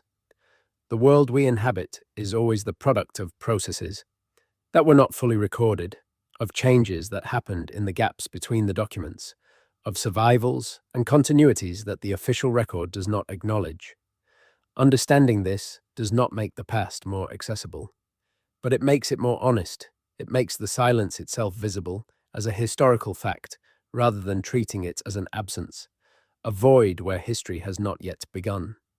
The Saxon. Silence is not a void. It is full of people and events and changes that we can only partially see, full of connections that we are only beginning to trace, full of questions that the evidence does not yet allow us to answer, and perhaps never will. And it is full, too, of the sound of the world being remade, the sound that silence makes when it is not empty, but generative, not the silence of absence, but the silence of transformation, the silence that falls between one version of the world and the next. That silence is still speaking, if you know how to listen. There are things buried under the British landscape that no one has yet fully explained. Not metaphorically buried, but literally in the ground, in the soil and subsoil of a small island that has been continuously inhabited for hundreds of thousands of years, and that therefore contains, layered in its earth, the traces of every one of those years. Archaeologists have been excavating this landscape for more than 2 centuries, and still they find things that surprise them, things that complicate the neat narratives, things that suggest the history of the island is richer and stranger than any single account can capture. There are the field systems, not the medieval open fields that are still visible in the landscape in many parts of England as patterns of ridge and furrow, though those are remarkable enough. There are field systems that are older than the medieval period, older than the Saxon settlements, older in some cases than the Roman period. Bronze Age field boundaries, still preserved under later cultivation, still marking out a landscape that was being systematically farmed 4,000 years ago in ways that imply a level of social organization and agricultural sophistication that the traditional picture of prehistoric Britain does not adequately account for. There are the road systems. The Roman roads are famous and well studied, but beneath them, predating them, occasionally incorporated into them, are older trackways, routes that had been in use before the Romans came, and that the Romans often simply paved over. Some of these older routes can be traced across considerable distances, connecting communities and resources in patterns that suggest a pre-Roman landscape that was neither primitive nor isolated. The Romans did not create the infrastructure of the British landscape. They formalized and improved an infrastructure that already existed. And there are the structures, not just the megaliths, the standing stones and burial chambers that are the most dramatic survivals of prehistoric Britain, though those are remarkable enough and still not fully understood. There are also subtler structures, earthworks and ditched enclosures and causeways across marshlands and alignments of features that only become visible from the air or from satellite imagery that suggest levels of landscape modification in the prehistoric period that our conventional picture of hunter-gatherers and simple farmers does not adequately capture. Britain in the prehistoric period was not a wilderness that Rome civilized. It was a landscape that had been continuously modified and managed and inhabited for millennia, that had its own complex social structures and exchange networks and cultural traditions, that was already profoundly connected to the wider Atlantic world of the Bronze Age before the Romans arrived. And it remained connected to that world after the Romans left. The Saxon silence does not mark a break in Britain's relationship with the Atlantic. It marks a change in the character of that relationship, a shift from the Mediterranean-oriented connections that the Roman period had privileged to the older Atlantic connections that predated Rome. The western coastline of Britain, the coastline that faces the Atlantic, has always been the doorway to a different world than the eastern coastline that faces the continent. The Atlantic world is older than the continental one, in the sense that the connections between the communities of the Atlantic seaboard, from Iberia to Ireland to Britain to the North Sea, predate the Roman period and, in some sense, predate the arrival of Celtic languages in these areas. The Bronze Age Atlantic world was a coherent cultural zone, sharing not just exchange goods, but artistic traditions and megalithic architectural practices, and possibly religious or cosmological frameworks. What happened to that Bronze Age Atlantic world? It did not simply disappear when Celtic languages arrived in the first millennium BCE, or when Rome arrived in the 1st century CE, or when the Saxons arrived in the 5th century CE. It went underground, became less visible in the documentary record, was overlaid by successive layers of new cultural material, but the connections persisted. The knowledge of the sea routes persisted. The communities that lived along the Atlantic coasts persisted. This is the world that the Irish monks were sailing into when they went looking for islands in the Western Ocean. They were not entering a void. They were following routes that had been known, in various forms, for millennia. The Aran Islands and the Hebrides and the Faroe Islands and Iceland were not discovered by the Irish monks. They were rediscovered or visited for the first time in a new context by people working within a tradition of Atlantic seafaring that was much older than Christianity. And if the routes to the north and west were known, the routes to the southwest were probably also known. The Atlantic coast of Iberia, the Canary Islands, the Azores. These were part of the Atlantic world that Bronze Age traders and fishermen had been navigating for centuries before the Romans arrived. How far beyond the Azores that knowledge extended is the question that cannot currently be answered, but it is a question that should be asked. The conventional picture of the North Atlantic before the Norse voyages is of an empty ocean, a void that blocked any connection between the Old World and the New.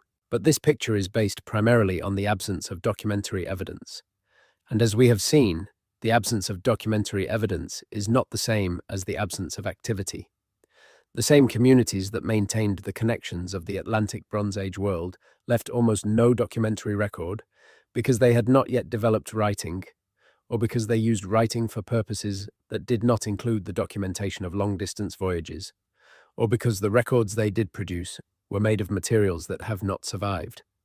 The absence of evidence for pre-Norse contact between Europe and North America is exactly what we would expect if such contact was occurring in the context of the prehistoric and early medieval Atlantic world, a world that did not document itself in the ways that leave lasting records. This does not mean that such contact occurred. Absence of evidence for a thing is not evidence for it.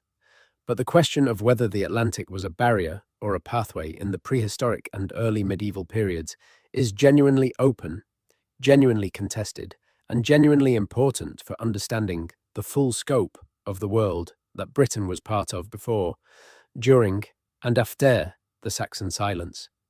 The anomalies accumulate. The stone structures in New England, oriented to solstice sunrises in ways that echo Atlantic megalithic tradition. The genetic signals in some Native American populations that do not fit neatly into the conventional model of a single founding migration across Beringia. The linguistic features in some Algonquian languages that a small number of researchers, working against the grain of their field, have found suggestively similar to features of Celtic languages. The oral traditions of certain northeastern Native American peoples that describe contact with people coming from the east, from across the sea. None of these anomalies, individually, is sufficient to establish what they seem to suggest. Each has a conventional explanation. Each could be coincidence or misidentification, or the kind of pattern matching that humans are prone to when they are looking for a particular kind of connection. The history of this field is littered with the wreckage of theories that started from genuine anomalies and ended in speculation that outran the evidence. But taken together, and held alongside the genuine uncertainty about the extent and character of pre-Norse Atlantic contacts, they form a pattern that is harder to dismiss. A pattern that suggests the question is worth asking seriously, with the tools of serious scholarship and the discipline to follow the evidence rather than the preferred conclusion. The Saxon silence, in this broader context, is not just the story of what happened in Britain between the departure of the Romans and the documentation of the Anglo-Saxon kingdoms.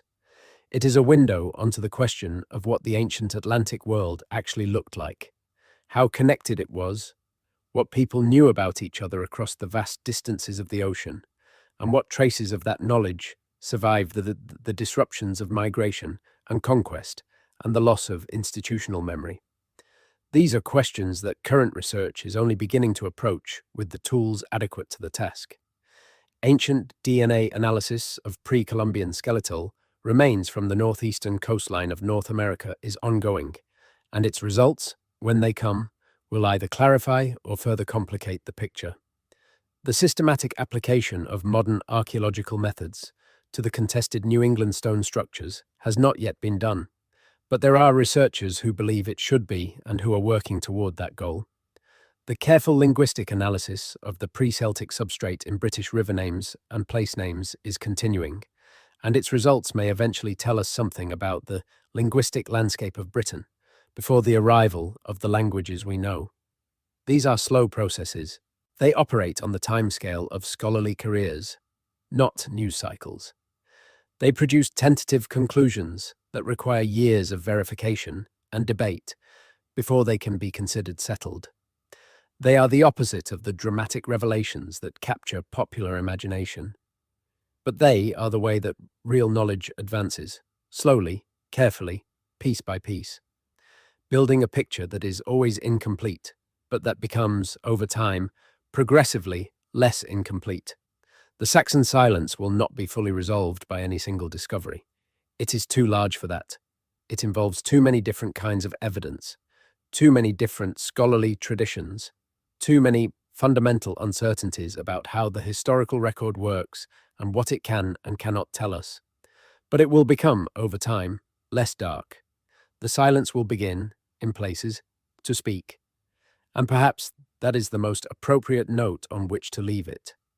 Not with a resolution, not with a neat explanation, but with the recognition that the questions it raises are still alive, still being pursued, still generating new evidence and new frameworks for interpretation.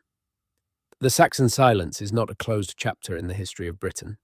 It is an open question in the history of the world. And open questions, unlike closed ones, invite us to keep looking, to keep listening to the silence, to remain attentive to the anomalies, to the things that do not fit, to the faint signals that emerge from the darkness and suggest that the world we have inherited is more complex, more connected, and more remarkable than the stories we normally tell about it. The silence speaks, and what it says, when you listen carefully enough, is that the story is not over, that the world is larger than we have been told, that the connections between peoples and places and times are more intricate than any single narrative can capture. That is worth staying awake for. That is worth listening to in the dark. Let the silence settle around you now.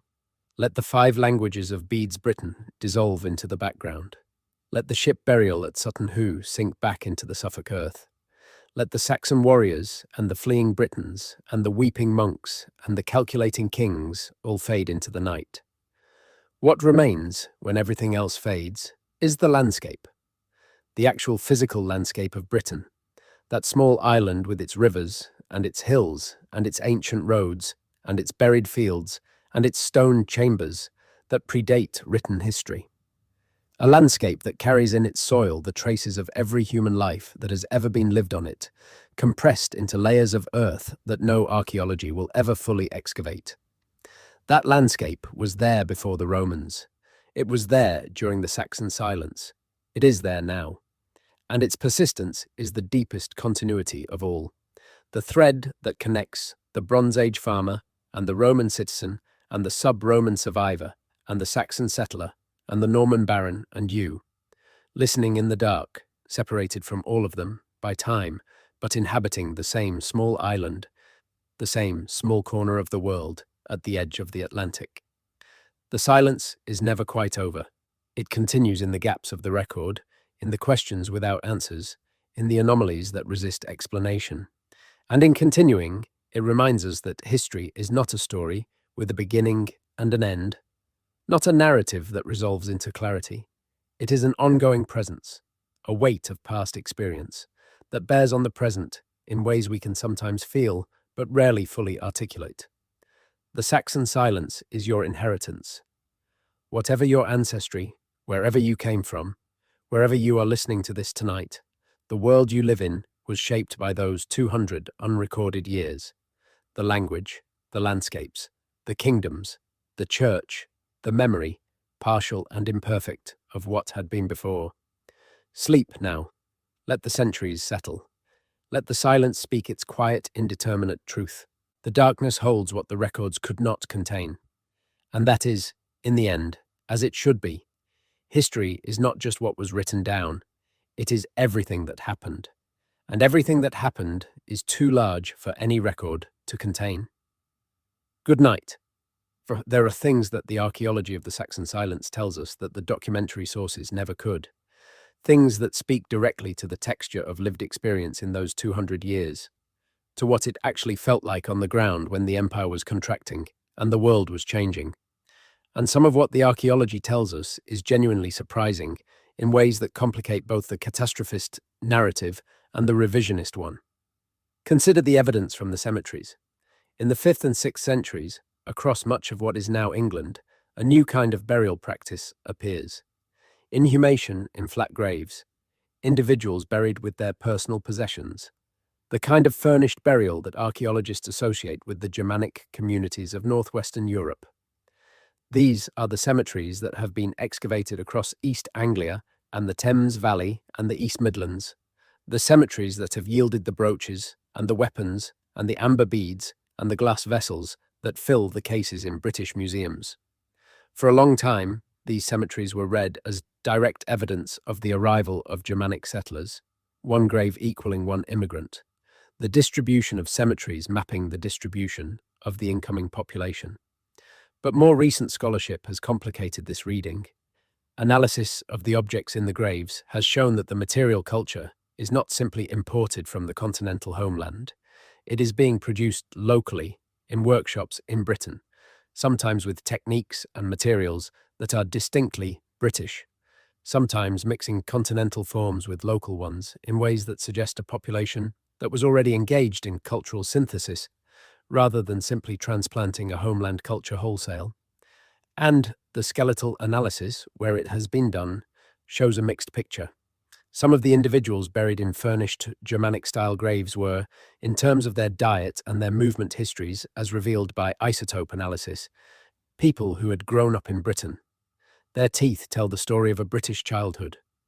Their bones carry the chemical signature of British water and British food. They are local people, adopting or adapting the material culture of the incoming settlers, using it to express identities that were perhaps more complex than the simple binary of Briton versus Saxon. This is a profoundly important finding because it means that the furnished cemeteries, which have always been the primary archaeological evidence for the extent of Germanic settlement, are not straightforward maps of immigrant populations. They are maps of cultural affiliation, of social identity, of the choices that people made about how to present themselves in death. And those choices, in a period of social transformation, were made by people who were navigating between multiple possible identities, multiple possible ways of being in the world.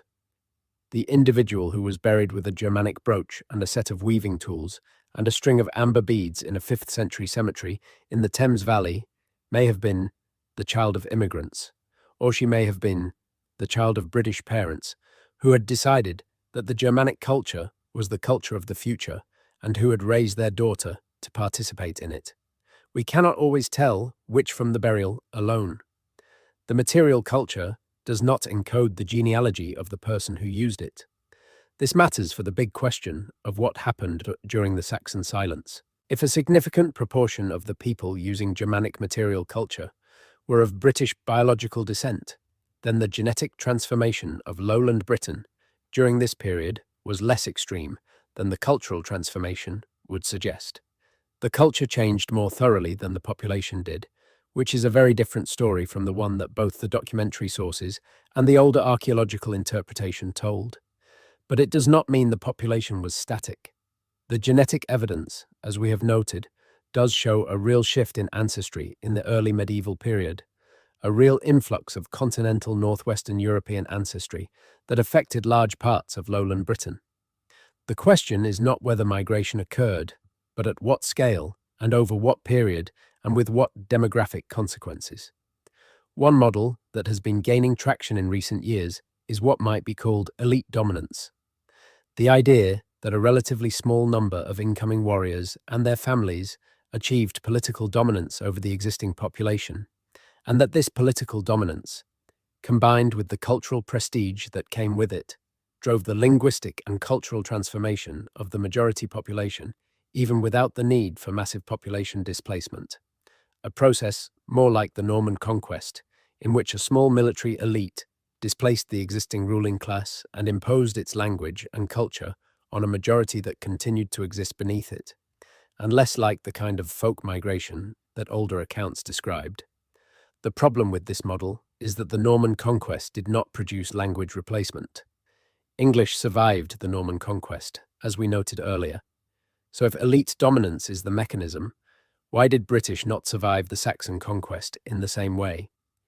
The answer might lie in the difference between the two situations.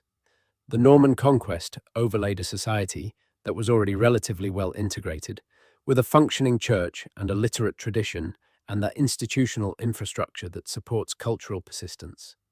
The Saxon settlement was occurring in a context where that infrastructure had already substantially collapsed, where the church was retreating rather than maintaining its position, where the literary tradition was under severe stress. The British language had fewer institutional supports to help it resist the pressure of a prestige alternative. Or the answer might lie in the scale of the demographic change. If the genetic studies suggesting 60% or more continental ancestry in some early Anglo-Saxon cemetery populations are correct, then the migration was not quite as minor in demographic terms as the elite dominance model implies. 60% is not elite dominance. 60% is something closer to folk migration, or at least a very substantial movement of population.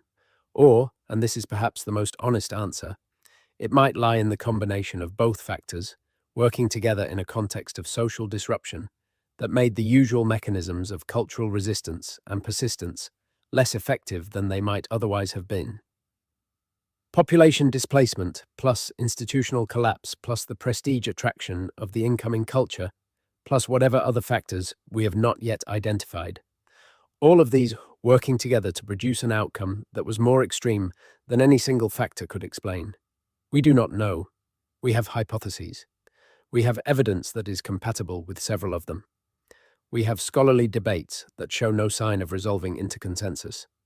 This is the honest state of knowledge about the Saxon silence. But in the midst of this uncertainty, something else is worth noting. Something about the longer arc of British history and what it tells us about the nature of historical change and cultural identity. Britain has been invaded and transformed many times. Romans, Saxons, Vikings, Normans. Each wave of immigration and conquest has left its traces in the population, the language, the culture, the law.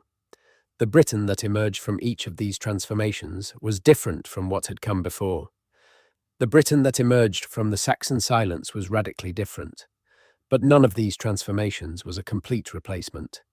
None of them erased everything that had come before. None of them produced a population or a culture that was simply a transplant from somewhere else. The British people, in whatever sense that phrase is meaningful, are the cumulative product of all these layers. The Bronze Age farmers whose field systems survive beneath modern fields. The Celtic-speaking communities who gave their language to Wales and whose genetic contribution persists throughout the population. The Roman citizens and soldiers and slaves who came from across the empire and left their traces in the gene pool and the landscape. The Germanic settlers who brought their language and their culture and who dominate the narrative of the Saxon silence. The Scandinavian raiders and settlers who shaped the culture of the North and East in the Viking Age. The Norman conquerors who shaped the law and the architecture and the vocabulary. All of these layers are present in what Britain is today. And the Saxon silence is the deepest and most mysterious of the layers, the one that changed the most and recorded the least and left the most questions unanswered.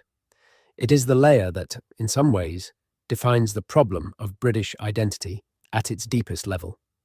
Because it is the layer at which the question of continuity versus replacement becomes most acute, and where the honest answer is most clearly both in proportions and in configurations that we are still working out. The silence is not a gap in the record of a continuous story. It is the story of a discontinuity, a break, a change so profound that it produced a new society on the same landscape. But even discontinuities are not complete. Even breaks have threads of continuity running through them. And those threads, however attenuated, are part of what Britain is. The River Thames carries in its name a word that predates any language we can identify with certainty in Britain. The name is there before the Romans, before the Celts. before the Anglo-Saxons. It is a thread of continuity that runs through every layer of British history, connecting the present to a past so distant that even the people who lived in Gildas's time could not have known its origin. We are all, in some sense, heirs of what we cannot fully see, heirs of silences as much as of records, heirs of the things that did not get written down as much as the things that did. The Saxon silence reminds us of this. It insists on it, and in insisting on it, it opens something, a sense of the past as genuinely mysterious, genuinely inexhaustible, genuinely resistant to the clean narratives that satisfy our desire for understanding, but always simplify more than they reveal. The mystery is not a failure of research, it is the nature of the thing itself. History is not a set of facts waiting to be discovered. It is the trace of human experience in a world that was always more complex than any record could capture. And the Saxon silence is simply the most extreme example of this truth that British history offers. The silence is not an absence, it is a presence of everything that was happening and was not recorded, a presence of the people who were living and changing and dying and being born in those 2 centuries, without leaving the kind of trace that documentary history requires, a presence of the world they lived in, the landscape, the climate, the disease environment, the social relationships, the beliefs and fears and hopes that shaped their choices and their fates. That presence cannot be fully recovered, but it can be approached, it can be attended to. It can be taken seriously as a historical reality rather than treated as an obstacle to knowledge. The Saxon silence is asking us to take seriously what we do not know, as seriously as we take what we do know, to hold the uncertainty honestly, without filling it with convenient fictions, without collapsing it into a story that satisfies our desire for clarity at the cost of accuracy.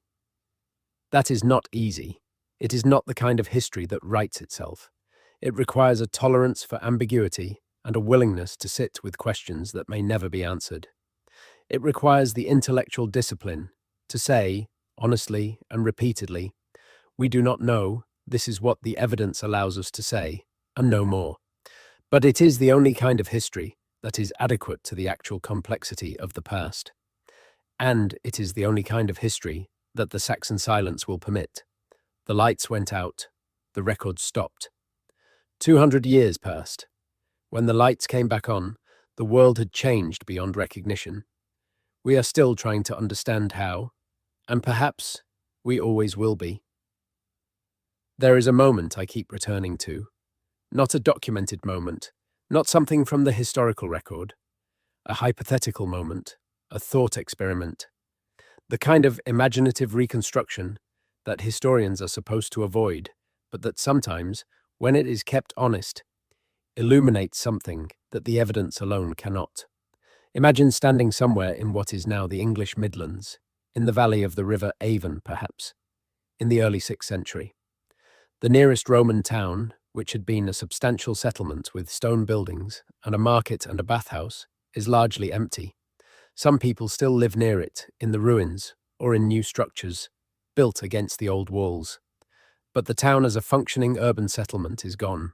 The road that connects it to the next town still runs, its surface worn and patched in places, unrepaired in others. The fields around it are still being cultivated, though perhaps not as intensively as before, and perhaps by fewer people. In the distance, to the east, there are new settlements. Not the Roman-style towns, but smaller, timber-built communities, arranged differently, without the regular grid that the Romans had imposed on their urban planning. Different ways of building, different ways of organizing space, different people, or people who have adopted different ways. You are standing between 2 worlds, the world of what had been and the world of what was becoming, and neither world is fully legible. The old world has collapsed, not all at once, but progressively, leaving traces and ruins and memories. The new world is still forming, not yet settled into the patterns that will eventually define it. What do you do in that moment? What choices do you make? Do you move toward the new settlements to the east, seeking to participate in the emerging culture? Do you stay in the old landscape, trying to preserve what can be preserved? Do you go west, following the other refugees and survivors toward the areas that are still under British political control? These are the choices that real people were making in the Saxon silence, and they made them with the same mixture of practical calculation and hope and fear and attachment to what they knew that people bring to all such choices. They did not know they were living through a historical transformation of enormous significance. They were just trying to survive, trying to find a way forward in a world that was less predictable and less secure than it had been. Some of them became Anglo-Saxons, or rather, their children and grandchildren became Anglo-Saxons, adopting the language and the material culture, and eventually the identity of the incoming communities. Some of them remained British in the linguistic and cultural sense, retreating into the areas where that identity could be maintained. Some of them died of violence or disease or famine before they could make any choice at all, and some of them perhaps did something else entirely. Some of them may have taken to the sea, following the old Atlantic routes to places where the world was not collapsing, where different possibilities existed. This is speculation. There is almost no evidence for it, but the Atlantic routes were there, and the knowledge of them persisted in the communities of the western coastline, and it would be surprising if no one, in those 2 centuries of disruption, used them. The world has always been more connected than the records suggest. People have always moved further and more purposefully than the conventional picture implies. The absence of documentation for long-distance connections is not evidence that those connections did not exist. It is evidence that they were not considered worth documenting, or that the documentation has not survived, or that we have not yet found it. This is, in the end, the deepest lesson of the Saxon silence. Not about Britain specifically, not about the Saxons, or the Britons, or the Romans, or any of the specific peoples whose histories intersect in those 2 centuries, but about the nature of historical knowledge itself. We know what was written down. We can sometimes infer what was not, but the full scope of human activity in the past, the full range of connections and movements and choices and survivals, is always larger than any record can capture. History is always, at some level, a silence. The Saxon silence is just a more extreme case of the silence that is always present at the heart of historical knowledge.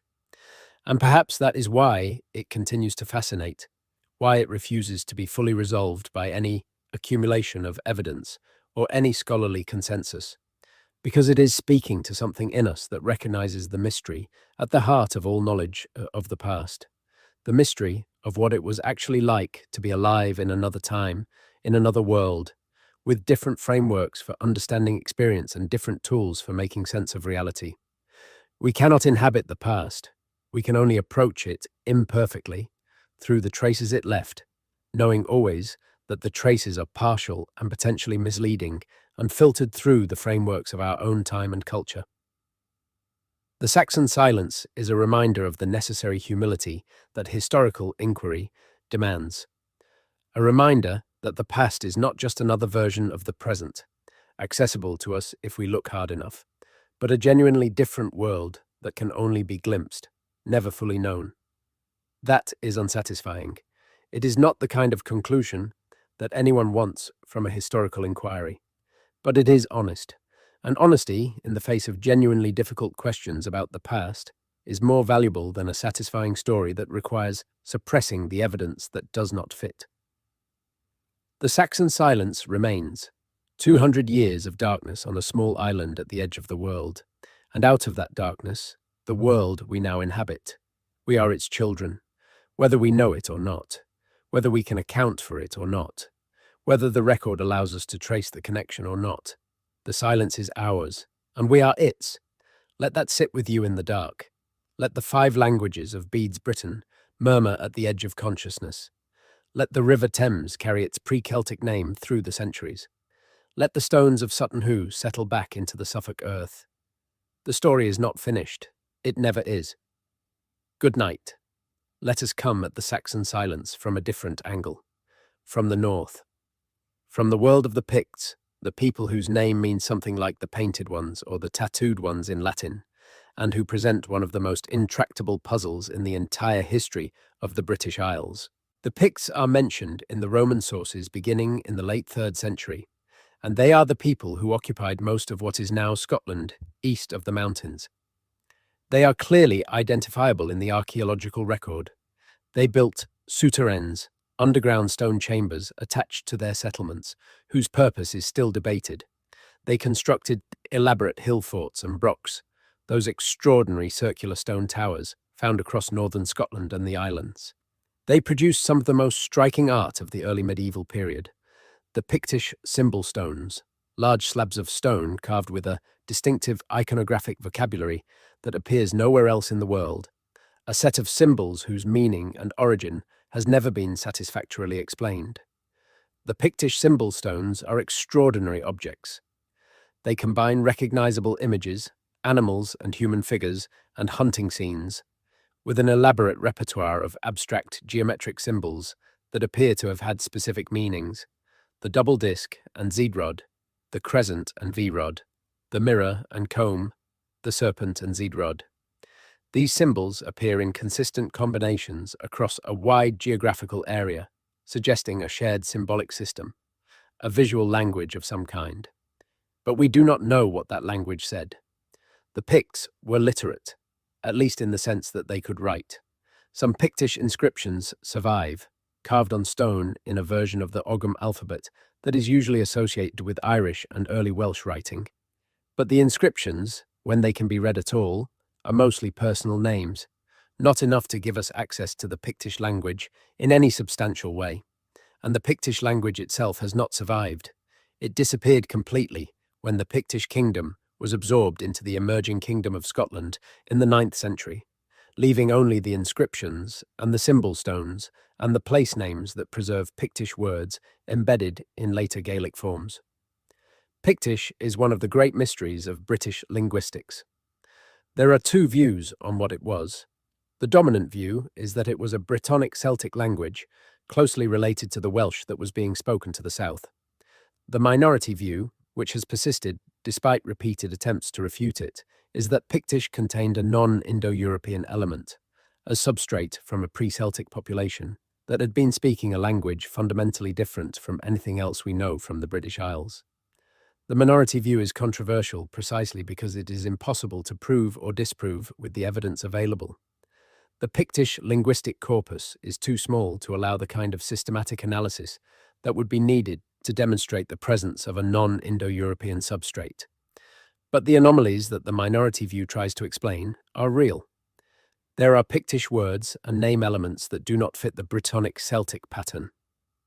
There are features of Pictish that are, at minimum, unusual for a Celtic language, and the symbol stones. The symbol stones remain entirely unaccounted for in any scholarly framework that I am aware of. They do not have parallels in any other early medieval artistic tradition. They do not derive from the classical or Christian iconographic traditions that influence so much early medieval art.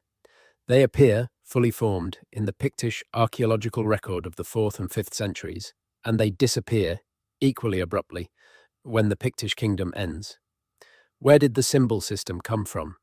What did the symbols mean? Were they a form of writing, encoding language? Were they identifying symbols of lineages or clans or social categories? Were they religious or cosmological symbols?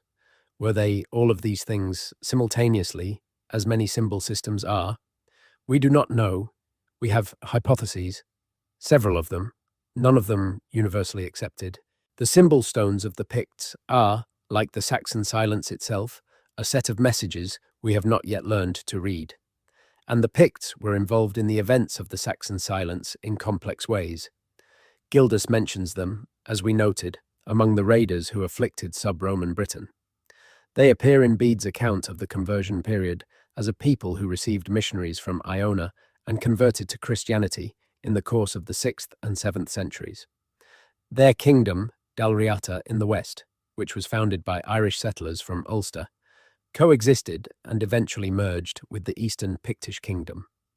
The standard account of this process is one of gradual Irish cultural influence on a receptive Pictish population, with Christianity providing the institutional framework for the integration. But the standard account may be oversimplifying. The Picts had their own traditions, their own political structures, their own cultural identity, and the process by which they became, eventually, part of the Gaelic cultural world of Scotland was not a simple or quick transformation. What is interesting about the Picts in the context of the Saxon silence is that they represent yet another layer of complexity in the picture of what was happening in Britain in the 5th and 6th centuries. The southern parts of the island were experiencing the Germanic migration and the displacement of British culture. The western parts were experiencing the Irish settlement and the development of the Celtic Christian tradition. And the northern parts were experiencing their own complex dynamic, involving the Pictish kingdoms, the remnants of Roman-era frontier populations, and the emerging kingdom of Dalriata. These three dynamics were not happening in isolation from each other. They were interacting in ways that the fragmentary sources only partially illuminate. The Northumbrian kingdom, which eventually pushed into formerly Pictish territory, was itself a product of the encounter between the Germanic and British traditions. The Irish church that evangelized the Picts was itself part of a tradition that had deep roots in sub-Roman Britain. The connections run in multiple directions, and the simple picture of Germanic settlers replacing British inhabitants in a straightforward demographic event begins to dissolve when you look at the full complexity of what was happening across the island. Britain, in the Saxon silence, was not one story. It was many stories, happening simultaneously, in different regions, interacting in ways that produced different outcomes, in different places, adding up to a transformation that was ultimately as much about synthesis as about replacement. And this synthesis was not unique to Britain. Something similar was happening across the former Western Roman Empire in the same period. The Germanic kingdoms that emerged from the collapse of Roman power in Gaul and Spain and Italy were not simply transplants from the Germanic homeland. They were products of the encounter between the incoming peoples and the existing Romano-provincial populations. And that encounter produced something new in each case, something that was neither purely Germanic nor purely Roman, but distinctly local. The differences between these outcomes are instructive. In Gaul, the Frankish kingdom eventually produced the French language and the French national identity, but Latin, in its local form, survived to become the basis of French. In Spain, Visigothic rule produced a similar outcome. In Britain, the outcome was different. The Germanic language replaced the local one, rather than evolving into a new Romance variety. This difference, which has fascinated linguists for generations, may be the most fundamental aspect of the specifically British character of the Saxon silence. Why did Latin not survive in Britain the way it survived in Gaul and Spain? This is the question behind the question of why British did not survive. Because if the Roman institutional infrastructure had continued to function in Britain, as it continued to function in modified form in the continental kingdoms, Latin would have remained the language of administration and church and education, and whatever happened at the vernacular level, the literary and administrative tradition would have provided continuity. The answer is probably that the Romano-British institutional infrastructure collapsed more completely in Britain than on the continent, for reasons that are themselves complex and probably include the relative peripheral location of Britain within the empire. The fact that the military withdrawal from Britain was more complete than from the continental provinces, and the nature of the Germanic settlement, which in Britain appears to have targeted and displaced the existing elites more thoroughly than was the case in Gaul or Spain.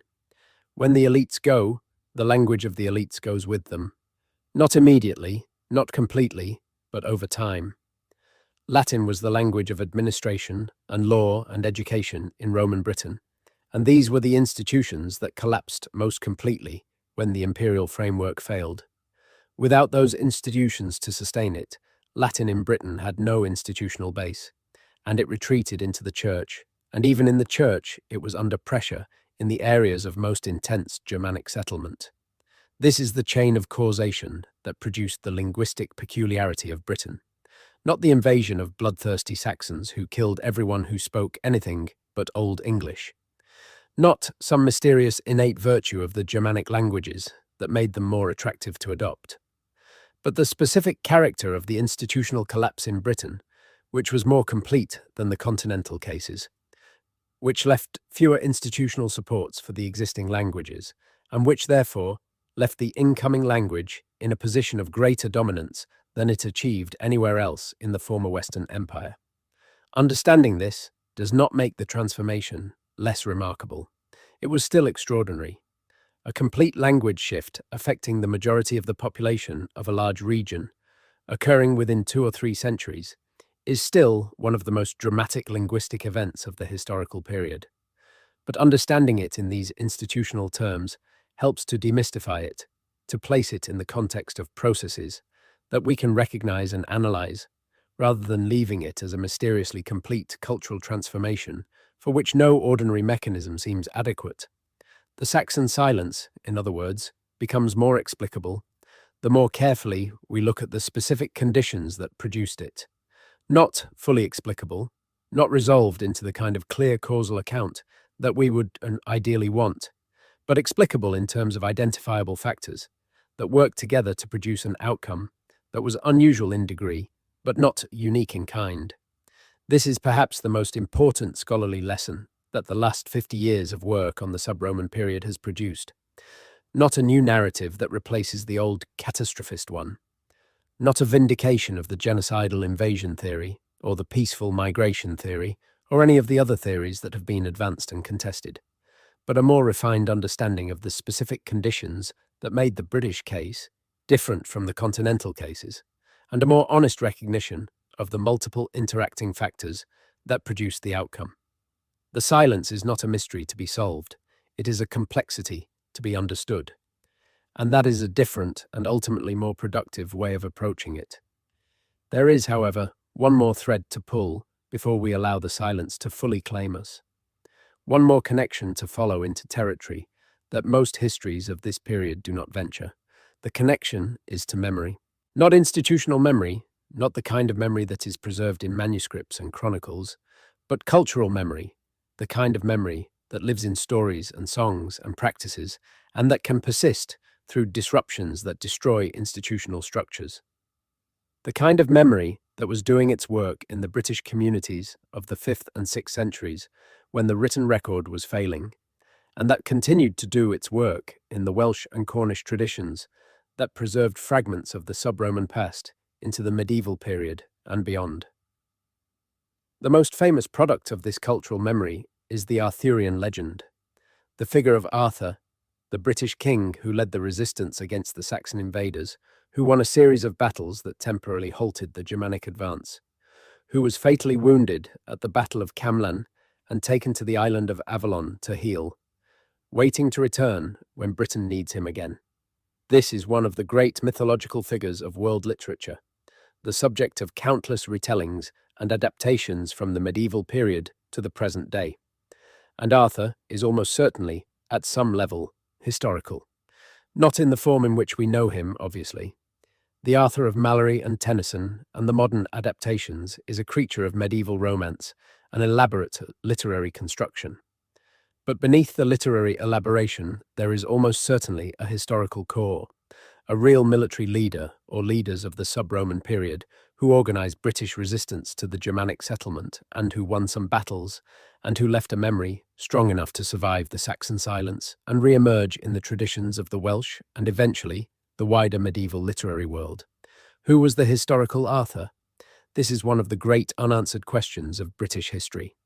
Gildas does not mention Arthur by name, though he does mention a battle that later sources associate with Arthur, a victory at a place called Mount Badon that temporarily stopped the Saxon advance. The Welsh traditions preserve a figure called Arthur, who is associated with a series of battles and with a set of companions, and who has a biography that, while clearly heavily mythologized, has some features that suggest historical roots. Bede does not mention Arthur at all. The silence around the historical Arthur is itself part of the Saxon silence, a figure who was important enough to be remembered for centuries in the oral traditions of the surviving British communities, but who left no contemporary documentary trace, because there was no contemporary documentary tradition capable of recording him. This is what the Saxon silence looks like from the inside, not empty. full of real events and real people and real achievements, but full of them in a way that the documentary record cannot capture. The memory of those events and people surviving not in chronicles but in stories, passing from mouth to mouth and generation to generation, changing as it travels, accumulating legendary accretions, eventually crystallizing into the literary tradition we know. And Arthur is not the only example. The Welsh tradition preserves the memory of other figures from the sub-Roman period, some of them almost certainly historical, some of them clearly legendary, many of them somewhere in between. The genealogies of the northern British kingdoms preserve names and relationships that may reflect genuine historical individuals filtered through the tradition-making processes of centuries. The poems attributed to the 6th century bards Aneurin and Taliesin, preserved in medieval manuscripts, may contain genuine archaic material going back to the period of the Saxon silence. These are not reliable historical sources in the conventional sense. They cannot be used to reconstruct events with the confidence that we would want from a contemporary document, but they are evidence of a different kind, evidence of a cultural tradition that was doing its own kind of historical work, preserving memory and identity and a sense of connection to the past through the only means available to communities that had lost or been separated from the institutional framework of literate culture. The oral tradition of sub-Roman Britain is the alternative documentation of the Saxon silence. It is partial, unreliable, heavily interpreted, and reinterpreted by every community through which it passed. But it exists, it survived, it preserves something, even if we cannot always identify with precision what, and it connects, in ways that are themselves deeply interesting, to the broader question of what oral tradition can and cannot preserve, and how communities maintain knowledge of their own past when the usual mechanisms of documentation have failed. We have already mentioned the Australian Aboriginal traditions that preserve memories of coastlines flooded thousands of years ago. We have mentioned the Polynesian navigation traditions that encode geographical knowledge in song and story across generations. These are not unique cases. They are examples of a general human capacity for cultural memory that operates through mechanisms very different from written documentation, but that can achieve remarkable accuracy over very long periods of time under the right conditions. What were the right conditions in sub-Roman Britain? Community stability, social continuity, the ongoing relevance of the information being preserved. These conditions were met, to varying degrees, in different parts of Britain during the Saxon silence. In the areas that remained under British political control, the Welsh and the Cornish and the northern British kingdoms, the social structures that supported oral tradition were maintained, and the information those traditions preserved remained relevant to the communities that carried it. In the areas of most intense Germanic settlement, those conditions were not met. The social disruption was too great. The communities were too thoroughly transformed. The information became irrelevant or inaccessible, and so the memory was lost. This is the geographical logic of what survived the Saxon silence and what did not. The things that were preserved in the West and the periphery survived. The things that existed only in the East and the center were lost. And this pattern of survival tells us something important about the character of the transformation, about where it was most complete and where it was least complete. The Arthurian tradition is Western British. The Pictish symbol stones are Northern. The Celtic Christian tradition that preserved so much learning in the monasteries is Irish and Western British. The fragments of sub-Roman culture that survived the Saxon silence are, almost without exception, from the edges of the island. The center was transformed most completely. The periphery preserved the most. This is a pattern that repeats throughout history. The edges preserve what the center loses. The peripheral communities, precisely because they are peripheral, are less thoroughly affected by the transformations that remake the center, and they become the custodians of what the center discards or destroys. Wales is the edge. Ireland is the edge. The Scottish Highlands and Islands are the edge, and it is from these edges that the cultural memory of pre-Saxon Britain has survived, in forms that are always partial and always transformed by the centuries of transmission. but that nevertheless carry traces of a world that the Saxon silence tried to erase. Those traces are worth attending to, not because they tell us reliable historical facts about the 5th and 6th centuries, though they sometimes do, but because they tell us that the transformation was not complete, that what was lost in the center survived at the edges, that the silence was never quite total. And they tell us something else, something about the durability of human cultural identity and the persistence of community memory under even the most extreme conditions of disruption. The Welsh are still speaking a language that is descended from the British, that was spoken across most of the island before the Saxon silence.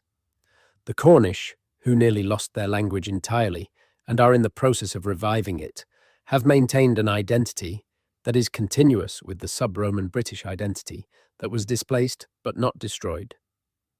The Irish, who were never under Roman rule and who therefore never experienced the Saxon silence in the same way, nevertheless maintained connections to the British tradition that helped preserve it in ways that Britain itself could not have managed alone. These survivals are the answer to the Saxon silence. Not a complete answer, not an explanation of what happened in those 2 centuries, but evidence that something survived, that the transformation was not as total as it sometimes appears, that the threads of continuity were thinner in the east and thicker in the west, but that they ran, however attenuated, across the entire island and into the Atlantic world beyond. We are coming toward the end of this journey, not because the subject is exhausted, it is not even close to exhausted, but because the night is deep and the questions have accumulated to the point where adding more questions would not add more clarity. The Saxon silence resists resolution. It always has. It probably always will. What we can say, with some confidence, is this. Britain, in the 5th and 6th centuries, experienced a transformation of remarkable speed and depth. The Roman province became, over the course of 2 centuries, a set of Germanic kingdoms that spoke Old English and that had fundamentally different social and cultural structures from what had come before. This transformation involved real population movement and real cultural displacement and real language change. But it was not a simple erasure. It was not the replacement of one people by another on a blank slate. It was a process of mixture and displacement and survival and synthesis, occurring at different rates and in different proportions in different parts of the island, producing an outcome that was unique and that could not have been predicted from the starting conditions alone. The things that survived the transformation are as important as the things that were lost. The Celtic languages that retreated to the west and the north and that survive today in Welsh and Scottish Gaelic and Irish. The genetic contributions of the pre-Saxon population that persist in the genomes of people across the British Isles. The place names and river names that carry the linguistic memory of a world before Old English. The oral traditions that preserved fragments of history and identity through the centuries of the silence.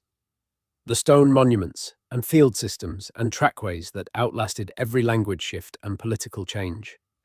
And the unanswered questions, the questions that the evidence does not yet allow us to resolve. The questions about the scale and pace of the demographic change. The questions about the mechanisms of language shift. The questions about the connections to the wider Atlantic world. The questions about what the communities of the Saxon silence knew about their own history and about the world beyond their immediate horizon. These questions are not failures of knowledge. They are the frontier of knowledge, the place where current understanding ends and genuine mystery begins. And genuine mystery is not a problem to be embarrassed about. It is an invitation to further inquiry, to new methods, to the willingness to hold open questions open, rather than forcing them into premature closure. The Saxon silence is an invitation to that kind of intellectual honesty, an invitation to approach the past with humility, to take seriously what we do not know, to listen carefully to the faint signals that emerge from the darkness. You have been listening to the silence for a long time now. Let it carry you the rest of the way. The questions will still be there in the morning. The evidence will still be accumulating. The scholars will still be arguing. The landscape will still hold its secrets, layer upon layer, in the earth that no excavation will ever fully explore. And the silence will still speak to those who know how to listen. That is enough. That is more than enough.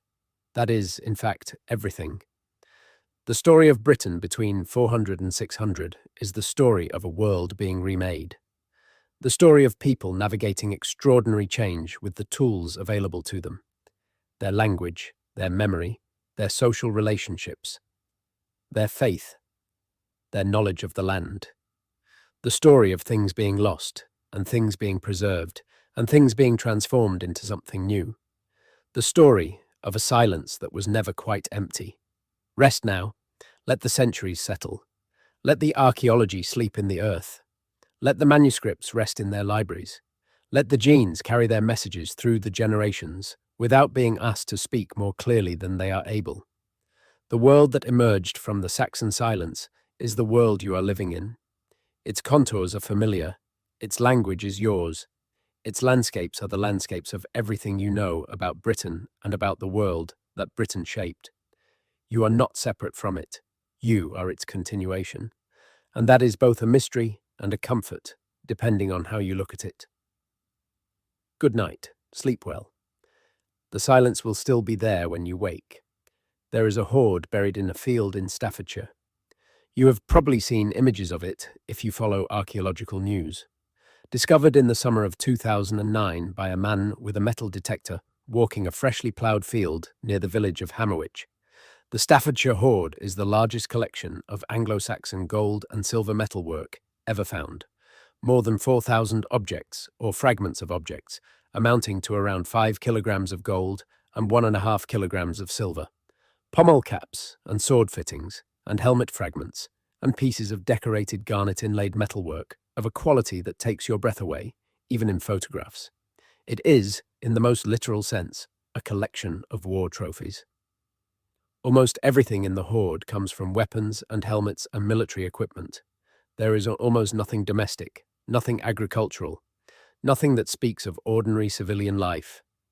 This is the accumulated spoil of battles, the gold stripped from the swords and shields of defeated enemies, accumulated over what must have been a significant period and then buried in a field for reasons that have never been established.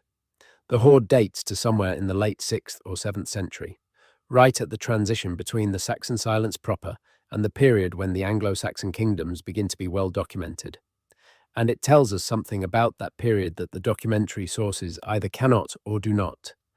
That it was a time of intense, sustained, organized violence among the emerging kingdoms, a time when military equipment of the highest quality was being produced and deployed and captured and stripped and hoarded, a time when the competition between the new political entities was not just political and cultural, but lethal. This is not surprising. The emergence of the early Anglo-Saxon kingdoms from the chaos of the sub-Roman period was not a peaceful process. Kingdoms were built through war. Territories were defined through conflict. The genealogical traditions of the royal dynasties, with their long lists of warrior ancestors and their boasts of martial achievement, are reflecting a real political reality in which military force was the primary instrument of political power. But the Staffordshire hoard puts a face on this reality that the abstract political narrative does not. Someone collected these objects. Someone stripped the gold from the swords of defeated enemies, probably on specific battlefields or perhaps over a career of raiding and conquest. Someone accumulated this collection over years or decades, adding to it, keeping it, regarding it as a treasure worth burying rather than spending. And then it was buried, probably in a hurry, probably in circumstances of danger, and never retrieved. The person who buried it died or fled or was captured. Their heirs did not know where it was or did not survive to look for it. It lay in the Staffordshire field for 1,300 years. What does it tell us about the Saxon silence? It tells us that the period was violent in ways that left physical traces, even if those traces are not the burning layers and mass graves that a catastrophic invasion would produce. The violence of the early Anglo-Saxon kingdoms was the organized violence of warfare between competing political entities, not the indiscriminate violence of genocide. It was the violence of battles, of raids, of tribute extraction, of political murder and dynastic competition. This kind of violence is not evenly distributed across a landscape. It is concentrated in the zones of political competition, in the areas where two kingdoms or two ambitions or two genealogical claims are trying to occupy the same space. And it moves over time, following the shifting fortunes of the competing powers. The Staffordshire Hoard is evidence of violence, but it is not evidence of total war across the entire island. It is evidence of the specific, intensive, politically structured violence that is the characteristic form of early state formation. And this is important for understanding the larger question of what happened during the Saxon silence, because it suggests a picture that is neither the catastrophic invasion of the old narrative nor the peaceful cultural exchange of the revisionist one. Something in between, something that looks, when you squint at it in the right way, rather like what you would expect from any period of rapid political change in a society without stable institutional structures, intense competition at the top, significant disruption in the zones of conflict, and a relative continuity of ordinary life in the areas that are not directly contested. Most people, in most times and places, are not soldiers. Most people do not fight in battles. Most people experience political change as a shift in who comes to collect the taxes or the tribute, a shift in whose name is invoked in the local assembly, a shift in the language of power and administration. These shifts are real, and they have real consequences, but they are not the same as being killed or driven from your home. And the evidence from the Saxon silence, when it is read carefully, suggests that the majority of the population of Britain experienced the transformation in something closer to this second way than the first. The coin hoards tell a similar story. The practice of burying coins in times of danger and then failing to retrieve them is well attested across multiple periods of British history, and the distribution of late Roman coin hoards in Britain gives us a rough map of where and when people felt threatened enough to take such precautions. The hoards cluster in the late 4th and early 5th centuries, particularly in the eastern and southeastern parts of the island, suggesting that it was precisely in these areas and at precisely this time that people were experiencing a level of instability that made burying their valuables seem prudent. But the hoards were buried and not retrieved. This is the crucial point. The people who buried them did not come back for them, which means either that they died or that they fled so far and so permanently that they could not return, or that the circumstances that had prompted the burial persisted so long that the knowledge of the hoard's location was eventually lost. All of these possibilities suggest significant disruption, not just inconvenience. But the hoards are concentrated in specific areas. They are not evenly distributed across the entire island. The pattern suggests local catastrophes, specific areas of severe disruption, rather than a uniform collapse affecting everyone everywhere simultaneously, which is again consistent with a picture of uneven, geographically varied disruption rather than the uniform destruction that the Gilder's account implies. The economy of sub-Roman Britain is one of the most interesting and least discussed aspects of the Saxon silence. Roman Britain was an integrated market economy in ways that are genuinely remarkable for the pre-industrial world. Pottery was produced in major regional centres and distributed across the entire province. Agricultural surplus was moved from producing regions to consuming ones through a network of markets and taxation. Metals were mined and processed and traded across large distances. Wool and leather and other products of the pastoral economy were exported to the continent. All of this required infrastructure, roads, markets, a monetary system, a legal framework for enforcing contracts and protecting property, administrative structures for organizing taxation and redistribution, and above all, a political framework stable enough that people could plan ahead, invest in production for a market rather than just subsistence, trust that the surplus they produced would not simply be seized by whoever had the most soldiers. When that political framework began to fail, the integrated market economy failed with it. Not immediately, not all at once. Markets are resilient. People will trade even under difficult conditions, even when the formal institutional framework that supports trade has weakened. But the highly integrated province-wide market economy of Roman Britain depended on specific institutional supports that could not survive the political collapse. And without those supports, it began to contract. The pottery evidence is the clearest indicator of this contraction.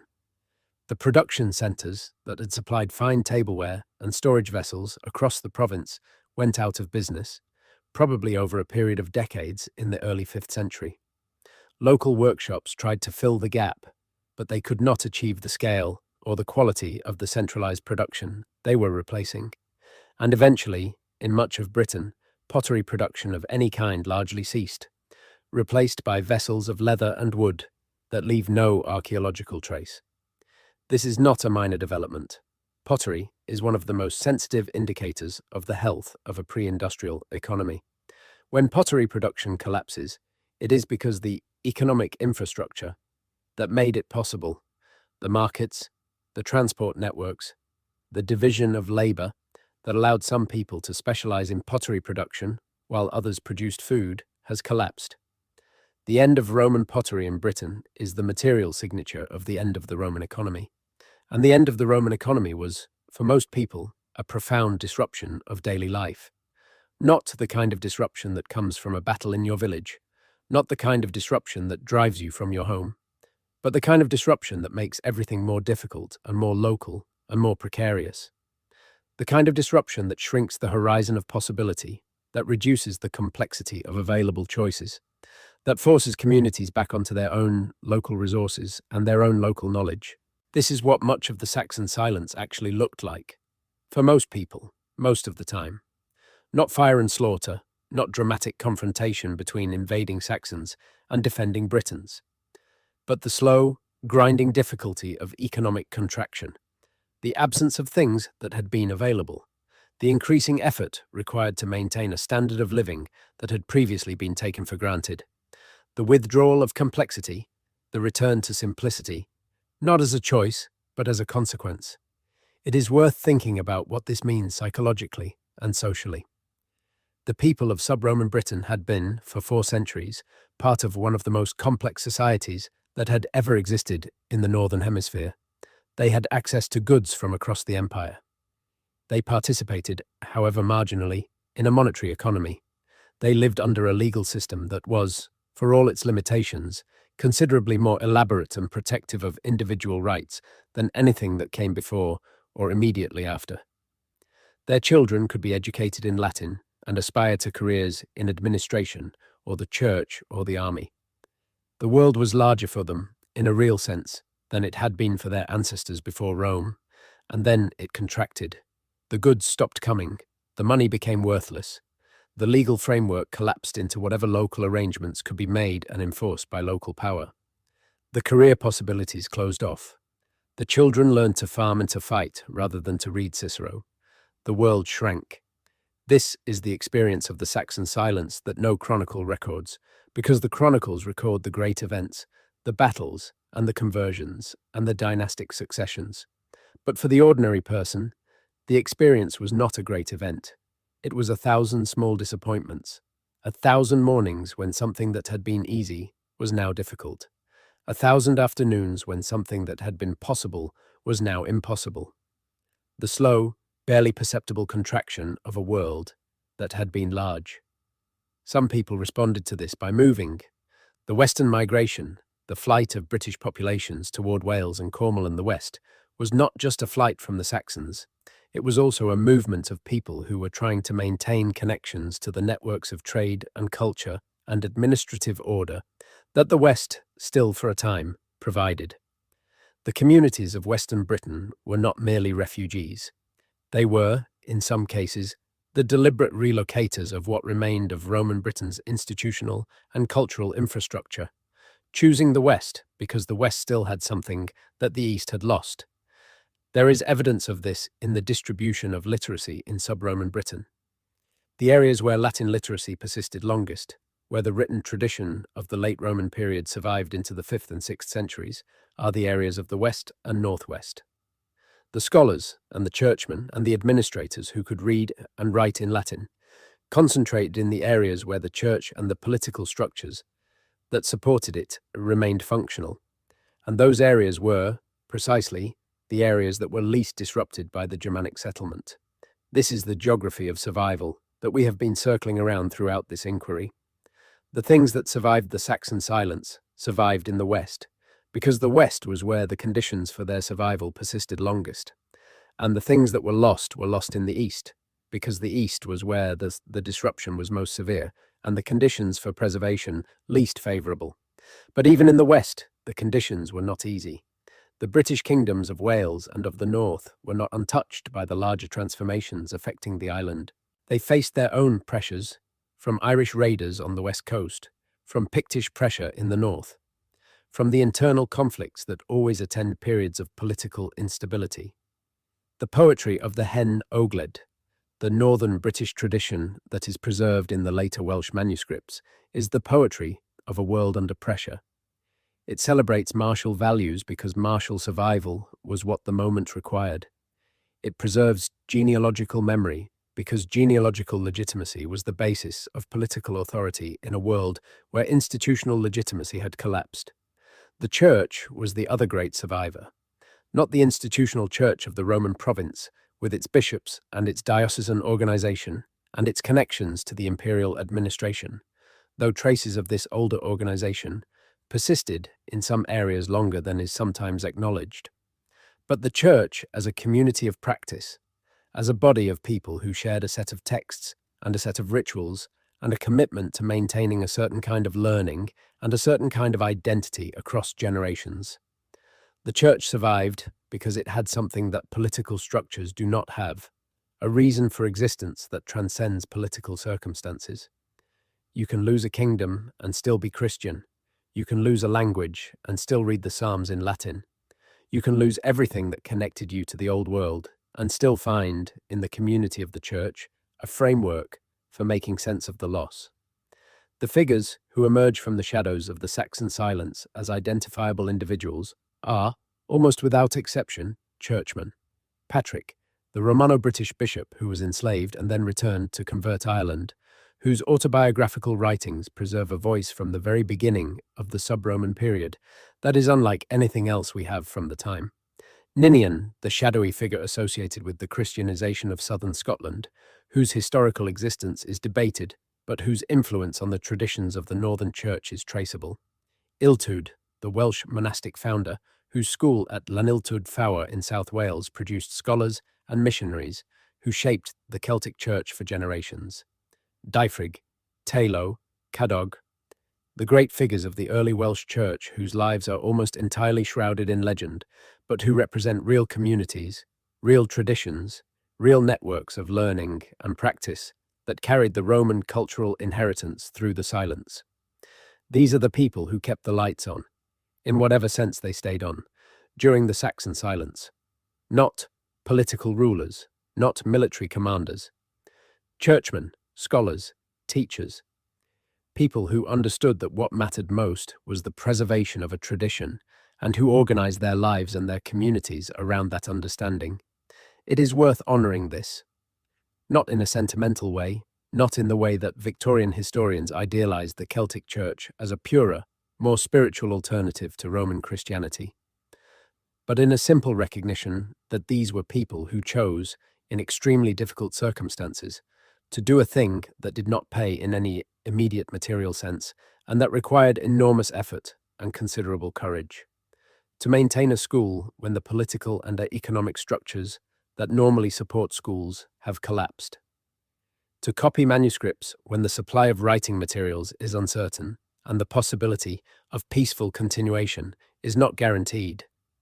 To teach Latin to children who would never be able to use it in the careers that Latin education used to open. They did it anyway. And because they did, we have things that we would not otherwise have. Things that tell us, however imperfectly, about the world that existed before the silence and about the world that was being made within it. The final dimension of the Saxon silence that deserves attention, and that is rarely given it in the popular accounts, is the climatic one. We have mentioned in passing the possibility of climatic disruption contributing to the collapse of the Roman province. But there is a specific event, well documented in the climatological record, that falls squarely within the period of the Saxon silence and that may have had effects on the British population that we have not yet fully appreciated. In the year 536, something happened to the sky. A cataclysmic volcanic eruption, or possibly multiple eruptions in quick succession, injected enormous quantities of sulfur aerosols into the upper atmosphere. The effect was a prolonged dimming of the sun across the northern hemisphere, lasting for approximately 18 months. Ancient sources from across Eurasia describe the period in terms that make the scale of the event clear. The sun shining without warmth, a dry fog that persisted through summer and winter, crops failing across multiple growing seasons, famine spreading from Ireland to China.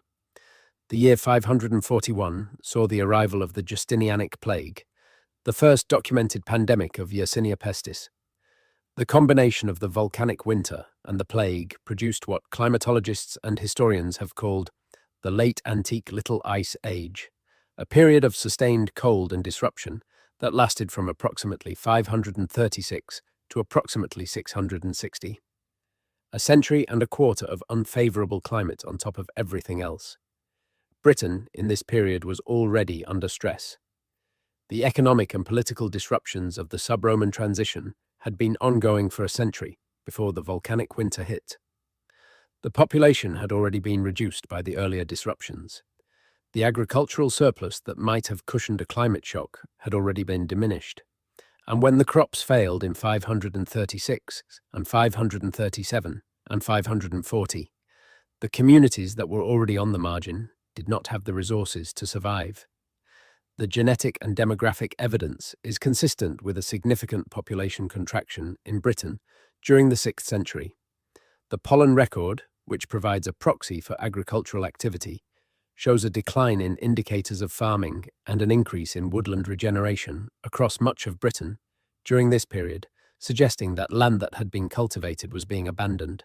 Not everywhere, not uniformly, but sufficiently widely to be visible in the paleoenvironmental record. This is the final piece of the puzzle of the Saxon silence. Not just the political disruption, not just the Germanic migration, not just the economic collapse, but also the climate. A world that was already struggling, hit by a climatic catastrophe that it did not have the resources to absorb. A population that was already diminished, further reduced by famine and disease. Communities that were already precarious, pushed past the threshold of viability in area after area. The Germanic settlers who were arriving in Britain during the 5th and 6th centuries were not, in many cases, moving into a landscape full of hostile inhabitants who had to be displaced by force. They were moving into a landscape that was, in many areas, partially emptied by these compounding disasters, moving into the abandoned farmsteads and the untended fields, building their own settlements on ground that was not occupied because the people who had occupied it had died or fled, or simply ceased to maintain it. This does not mean that there was no conflict. There clearly was conflict. The Staffordshire Hoard testifies to that. The Welsh poems testify to that. But it reframes the conflict in a way that makes it less like the genocidal invasion of the old narrative and more like the opportunistic settlement of a landscape that had been dramatically depopulated by causes that had nothing directly to do with the newcomers. The Saxon silence is, in this fuller picture, a story of compounding disasters. Political collapse, economic contraction, climate disruption, pandemic, demographic decline. No single one of these factors, in isolation, would have been sufficient to produce the transformation that occurred. But together, reinforcing each other over a period of 2 centuries, they created conditions in which the transformation was not just possible, but almost inevitable. The world that emerged from that crucible was different, necessarily, unavoidably different. It could not have been otherwise. The conditions that had supported the Roman province no longer existed. The population that had inhabited it was smaller, more scattered, more locally oriented than what had come before. The new settlers filled a space that had been created by forces larger than any of the individual actors, and they brought with them a culture and a language that was suited to the conditions they found, and that therefore became the dominant culture and language of the landscape. This is not a heroic narrative. It does not have clear villains or clear heroes. It has people, in difficult circumstances, doing what people do, surviving, adapting, building, losing, carrying on. The Saxon silence is the story of 2 centuries of that, compressed into a period that left almost no records and that we are still trying to understand 1500 years later. There is one more thread, one more direction to look before the night closes in completely, a direction that is rarely taken in the popular accounts of this period, and that requires a willingness to sit with a different kind of uncertainty than the ones we have been sitting with. It is the direction of what we do not look for. Every historical inquiry is shaped by what the researchers expect to find. The questions asked of the evidence are always, at some level, determined by the frameworks within which the researchers are working, the categories they have inherited, the narratives that have seemed most plausible to their predecessors. And this means that the evidence is always, at some level, being read through a lens that may distort as much as it clarifies. The Saxon silence has been approached, for most of its scholarly history, through a framework inherited from the documentary sources. The framework of invasion and settlement and replacement, of Britons versus Saxons, of Roman civilization giving way to Germanic barbarism. Even the scholars who have most forcefully contested the catastrophist interpretation have tended to work within the basic categories of the documentary tradition, arguing about scale and pace and mechanism rather than questioning the fundamental categories themselves. What if the categories are wrong?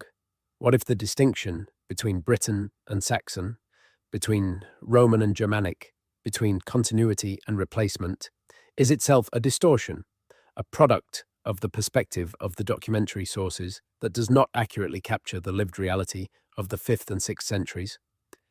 This is not a comfortable question. It risks collapsing into relativism, into the claim that we cannot know anything about the past because all knowledge is perspectival. That is not the claim being made here, but it is worth asking whether the categories through which we approach the Saxon silence are adequate to the complexity of what was actually happening. Consider the category of ethnicity. The documentary sources, from Gildas, through Bede, through the later chronicle tradition, describe the transformation of Britain in ethnic terms. The Britons were replaced by the Saxons. The Romano-British population was displaced by Germanic settlers. The Celts were pushed to the margins by the English. These are ethnic categories, categories that describe groups of people as if they had stable, inherited, bounded identities that could be displaced or replaced as a unit. But ethnicity is not like that. Ethnicity is not a fixed property of individuals or populations. It is a social construction, a way of describing identity that changes with context, that is negotiated and performed, and sometimes deliberately chosen. In a period of rapid social change, like the Saxon silence, ethnic identities were themselves in flux, being negotiated and redefined by the people living through the transformation.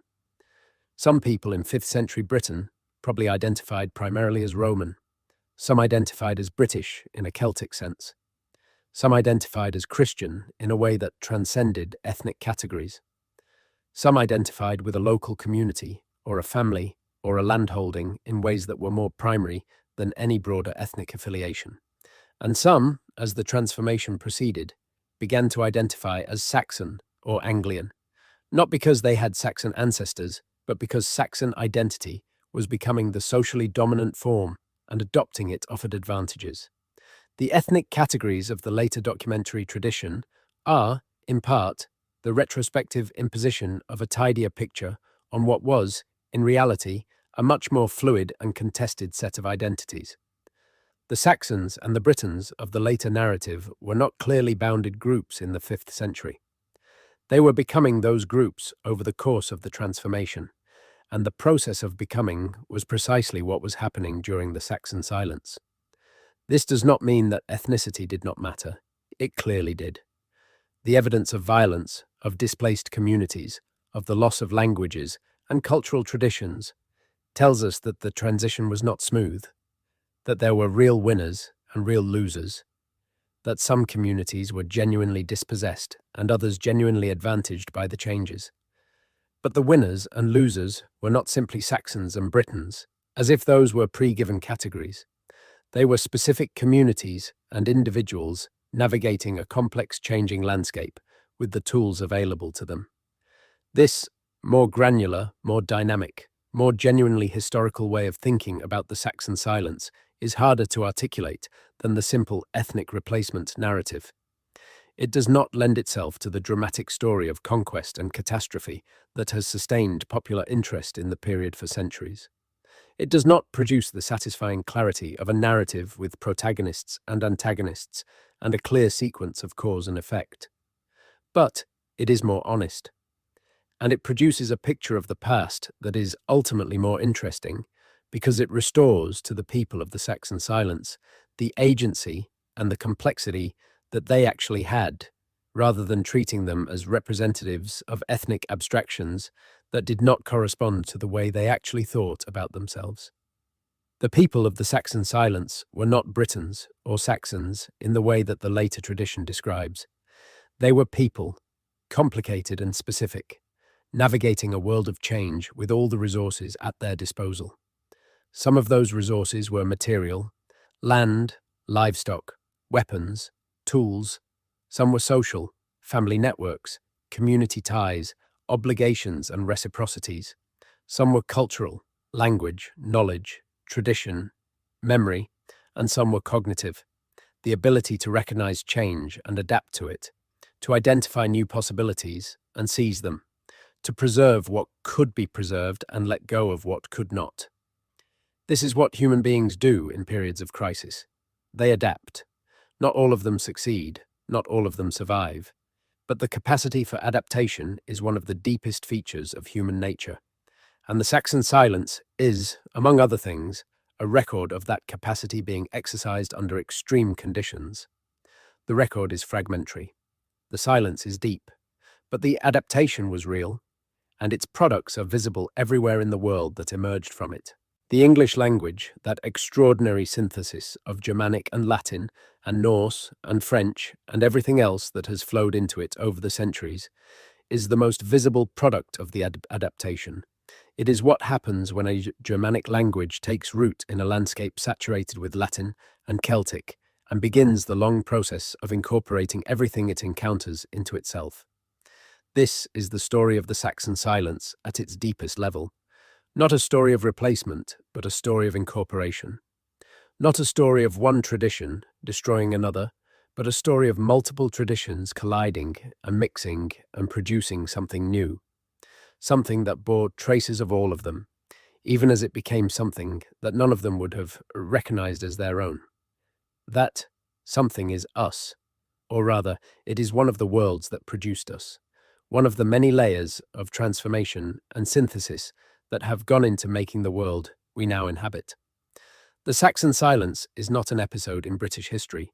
It is the foundation of British history, the moment of transformation out of which everything that followed emerged. And its mystery is not a gap in the record that better evidence might close. It is the mystery of origins, the irreducible question of how things came to be as they are, a question that no amount of evidence can fully answer, because the full answer would require having been there, in all the specific moments and specific lives that together constituted the transformation. We were not there. We cannot be there. The best we can do is approach it with the evidence we have, the intellectual tools we have developed, the willingness to remain uncertain where certainty is not warranted, and the humility to recognize that the past is not simply a version of the present that we can translate without remainder into our own categories and frameworks. The Saxon silence is asking us to be humble, to sit with the mystery, to refrain from forcing it into a story it does not fit, and in the sitting, in the not forcing, something becomes possible that the forcing would prevent. A genuine encounter with the otherness of the past, a genuine recognition that the people who lived through the Saxon silence were not like us in ways we sometimes imagine, and also like us in ways we do not always acknowledge, that they faced choices we have never faced, and that they faced some choices that look very much like the choices we face today. The choice between what you know and what is becoming, the choice between preserving what you have inherited and adapting to what is coming. the choice between community and opportunity, between memory and possibility, between the world that was and the world that is being made. These are not historical questions. They are human questions, and the people of the Saxon Silence faced them in the most extreme form imaginable, in a world where the stakes were survival and the choices were permanent. We face gentler versions of the same questions. But they are the same questions, and looking at how the people of the Saxon Silence answered them, imperfectly and partially, and with only the evidence of archaeology and genetics and fragmentary tradition to guide us, we are not just learning about the past, we are learning about ourselves. The silence speaks of all this and more, and we have only begun to listen. But the night is very late now. The questions have accumulated beyond our ability to hold them all at once. The evidence has been laid out as fully as the time and the darkness allow. What remains is the silence itself, the actual silence of the night, the actual darkness, the actual stillness that falls when words stop. And in that stillness, if you are very quiet, you might hear something. Not a voice from the 5th century, not the actual sound of the Saxon silence, which is gone beyond recovery, but something that rhymes with it, something in the texture of your own presence in the world, your own uncertain location in the long stream of time, your own relationship to the past that produced you and the future that is being produced by your living. The Saxon silence is 200 years of darkness on an island at the edge of the world. It is the space between one world and another, the gap in the record where transformation happened. It is what we do not know and probably cannot fully know about how we came to be what we are.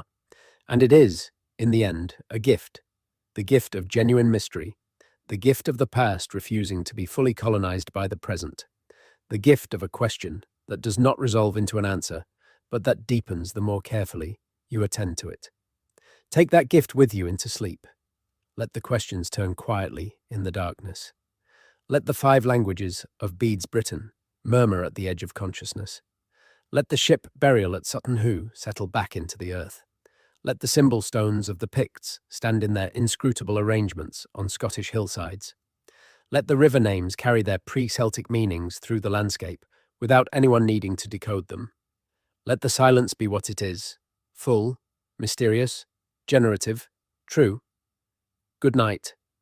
The silence has been speaking all along. There is a final thing worth saying, before the night finally wins. It is about the nature of evidence, about what we mean when we say we know something about the past, about the gap between evidence and knowledge that the Saxon silence makes so starkly visible. When Bede sat down in his cell at Jarrow in the early 8th century to write the ecclesiastical history, he was doing something that required an act of faith. Not religious faith, though he had that too, but epistemic faith. Faith that the sources he was working from were reliable enough, that the traditions he was drawing on were genuine enough, that the connections between the fragments of evidence he had assembled were real and not merely apparent. He was bridging gaps, as every historian must. He was making the silence speak, as every historian must. We are doing the same thing now, with better tools, with more evidence, with methods that Bede could not have imagined. But the fundamental act is the same, taking the fragments that survive and building from them a picture of what was, knowing that the picture is always partial and always provisional and always dependent on assumptions that the evidence alone cannot validate. The Saxon silence makes this visible in an unusually stark way. Because the gaps are so large and the evidence so fragmentary, every attempt to reconstruct what happened requires bridging enormous distances between the available evidence and the conclusions being drawn. The scholarly literature on the period is full of the language of possibility and probability, and maybe the hedged language of researchers who are aware of how much they do not know and who are trying to communicate that awareness without abandoning the attempt to say something meaningful. This is good scholarship. It is the right response to the evidence. And it produces a kind of knowledge that is genuinely valuable, not despite its tentativeness, but partly because of it. Tentative knowledge, honestly labelled, is better than confident knowledge built on a foundation of assumptions that have not been examined. The Saxon silence teaches us to value the tentativeness, to recognize that the things we do not know are as important as the things we do know, and that acknowledging them openly is a form of intellectual honesty that serves the pursuit of truth better than papering over the gaps with confident assertion. This is a lesson that goes beyond the history of Britain. It is a lesson about how to think about any complex historical problem, about how to hold evidence and interpretation in the right relationship to each other, about how to say what can be said and stop before saying more than the evidence allows. The Saxon silence is a masterclass in the limits of historical knowledge, and in those limits, it is also a kind of invitation. An invitation to keep looking, to keep asking, to keep attending to the faint signals in the noise, with the understanding that the answers, if they come, will come slowly and incompletely, and will always leave more questions than they resolve. This is the work of understanding the past, not a project with a terminus, not a mystery that will eventually be solved, but an ongoing inquiry that adds to the stock of knowledge incrementally, generation by generation, without ever quite arriving at a full account of what happened. The Saxon silence will still be here in 100 years. Future researchers will have tools that we do not have, evidence that has not yet been discovered, frameworks of interpretation that have not yet been developed. They will know more than we know, and they will still be asking some of the same questions we are asking now, because those questions are in the nature of the evidence itself, not just in the current state of our methods. That is not a counsel of despair, it is a counsel of patience. And patience is what the study of the Saxon silence requires above all. The silence has been patient. 200 years of not speaking, of holding its secrets in the earth and in the genes, and in the faint traces of oral tradition that survived the centuries of transformation. The silence can afford to be patient. It has been patient for 1500 years already. We can afford to be patient too. We can afford to wait for the evidence to accumulate, for the methods to improve, for the questions to sharpen into forms that the evidence can begin to answer. We can afford to sit with the mystery without demanding that it resolve itself on our schedule. And in the waiting, in the patient attention to what the silence is already telling us, we are doing something that matters. We are taking seriously the past in all its complexity.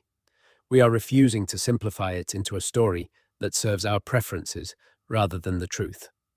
We are honoring the people who lived through the Saxon silence by taking seriously the fact that their world was real and complicated and not reducible to any narrative we can construct from our distant vantage point.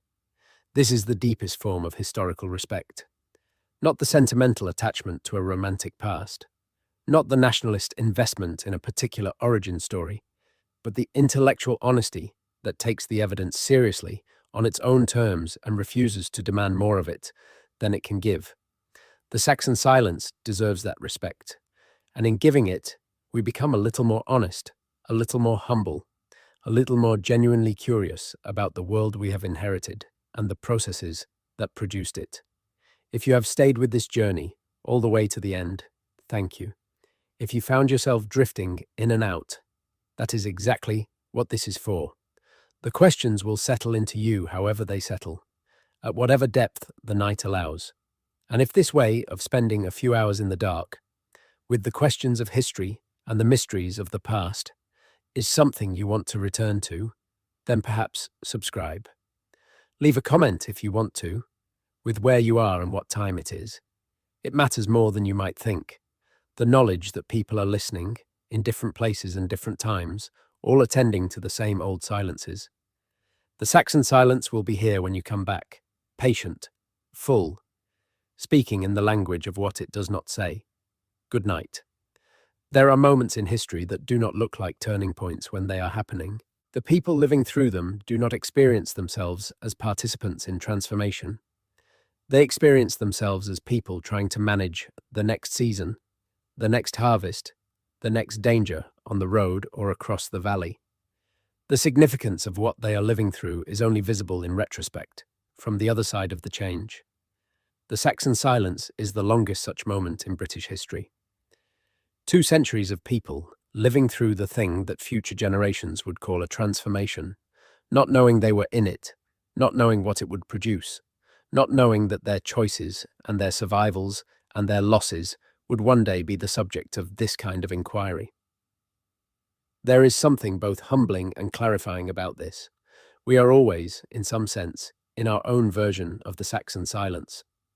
The transformations that future generations will regard as definitive are happening around us now. The things that will be studied and debated and argued over centuries from now are occurring in the ordinary flow of ordinary days that we are living right now, without recognizing their significance. This does not mean that we should be paralyzed by the weight of historical process. The people of the Saxon silence were not paralyzed. They made choices. They adapted. They preserved what they could. They built what they could. They carried forward what mattered to them and let go of what they could not maintain. They did the work of survival and of life with the tools and the understanding they had. That is all we can do. That is all anyone can do. And looking at the Saxon silence, at the world that emerged from 200 years of undocumented transformation, there is something almost comforting in the recognition that transformation does not require documentation to be real, that survival does not require a record to be genuine, that the things that matter most often pass without being written down. The River Thames still runs. The Cotswold Hills are still there. The long ridge of the North Downs still separates the Weald from the Thames Valley. The landscape that the people of the Saxon silence walked and farmed and fought over and fled across is still, recognizably, the landscape of today. Changed, certainly. Built on, cultivated differently, shaped by 15 additional centuries of human activity, but continuous, still there. This is the deepest form of continuity, not genetic, not linguistic, not cultural in any specific sense. Simply geographic, the same island, the same hills and rivers and coastlines that have been forming the backdrop of human life on this particular piece of rock for hundreds of thousands of years. The Saxon silence happened here, in this landscape, among people who were embedded in this place in ways that we, for all our mobility and our connectivity, are perhaps less embedded than they were. They knew every field and every path and every seasonal variation in the landscape they inhabited. The landscape was not a backdrop for their lives. It was a participant in their lives, a presence that shaped every decision and every possibility. And the landscape endured.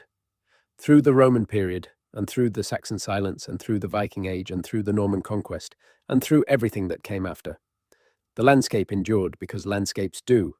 They change slowly, more slowly than human institutions, more slowly than languages, more slowly than political structures. And in their slower changing, they provide a kind of continuity that no human institution can provide. The people of the Saxon silence were held in that landscape. Whatever was lost, whatever was transformed, whatever was displaced or destroyed or silenced, the landscape held them. And then it held those who came after, and those who came after them, and on down through the centuries to the present.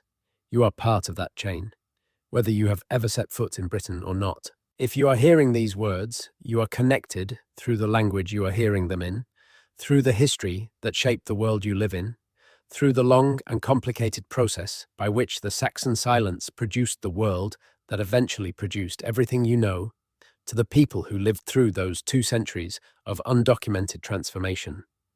That connection is real, even if it is not the kind of connection that can be pointed to and measured. It is the connection of historical inheritance, of being downstream from events and people and choices that you could not have made yourself. It is the connection of speaking a language that was shaped by the Saxon silence, of living in a world whose political geography and cultural assumptions were set during and after that period. The silence is in you, in a sense. The missing documentation, the lost languages, the genetic mixing that we can partially trace but never fully reconstruct. These are in your background, however many removes, however many generations, however many migrations and displacements of your own ancestry intervene. This is what it means to be a historical being, not just to have a history, but to be shaped by histories that you could not witness and do not know and can only approach through the fragmentary evidence that has survived. The Saxon silence is an extreme case of this, but it is an extreme case of something universal. We are all, in some sense, the products of silences, of things that happened and were not recorded, of choices that were made without documentation, of survivals and losses that left no formal trace. The full account of how any one of us came to be as we are would require access to countless years of unrecorded history, countless lives lived and choices made without any thought that they would matter to someone in a future that was unimaginable from where they stood.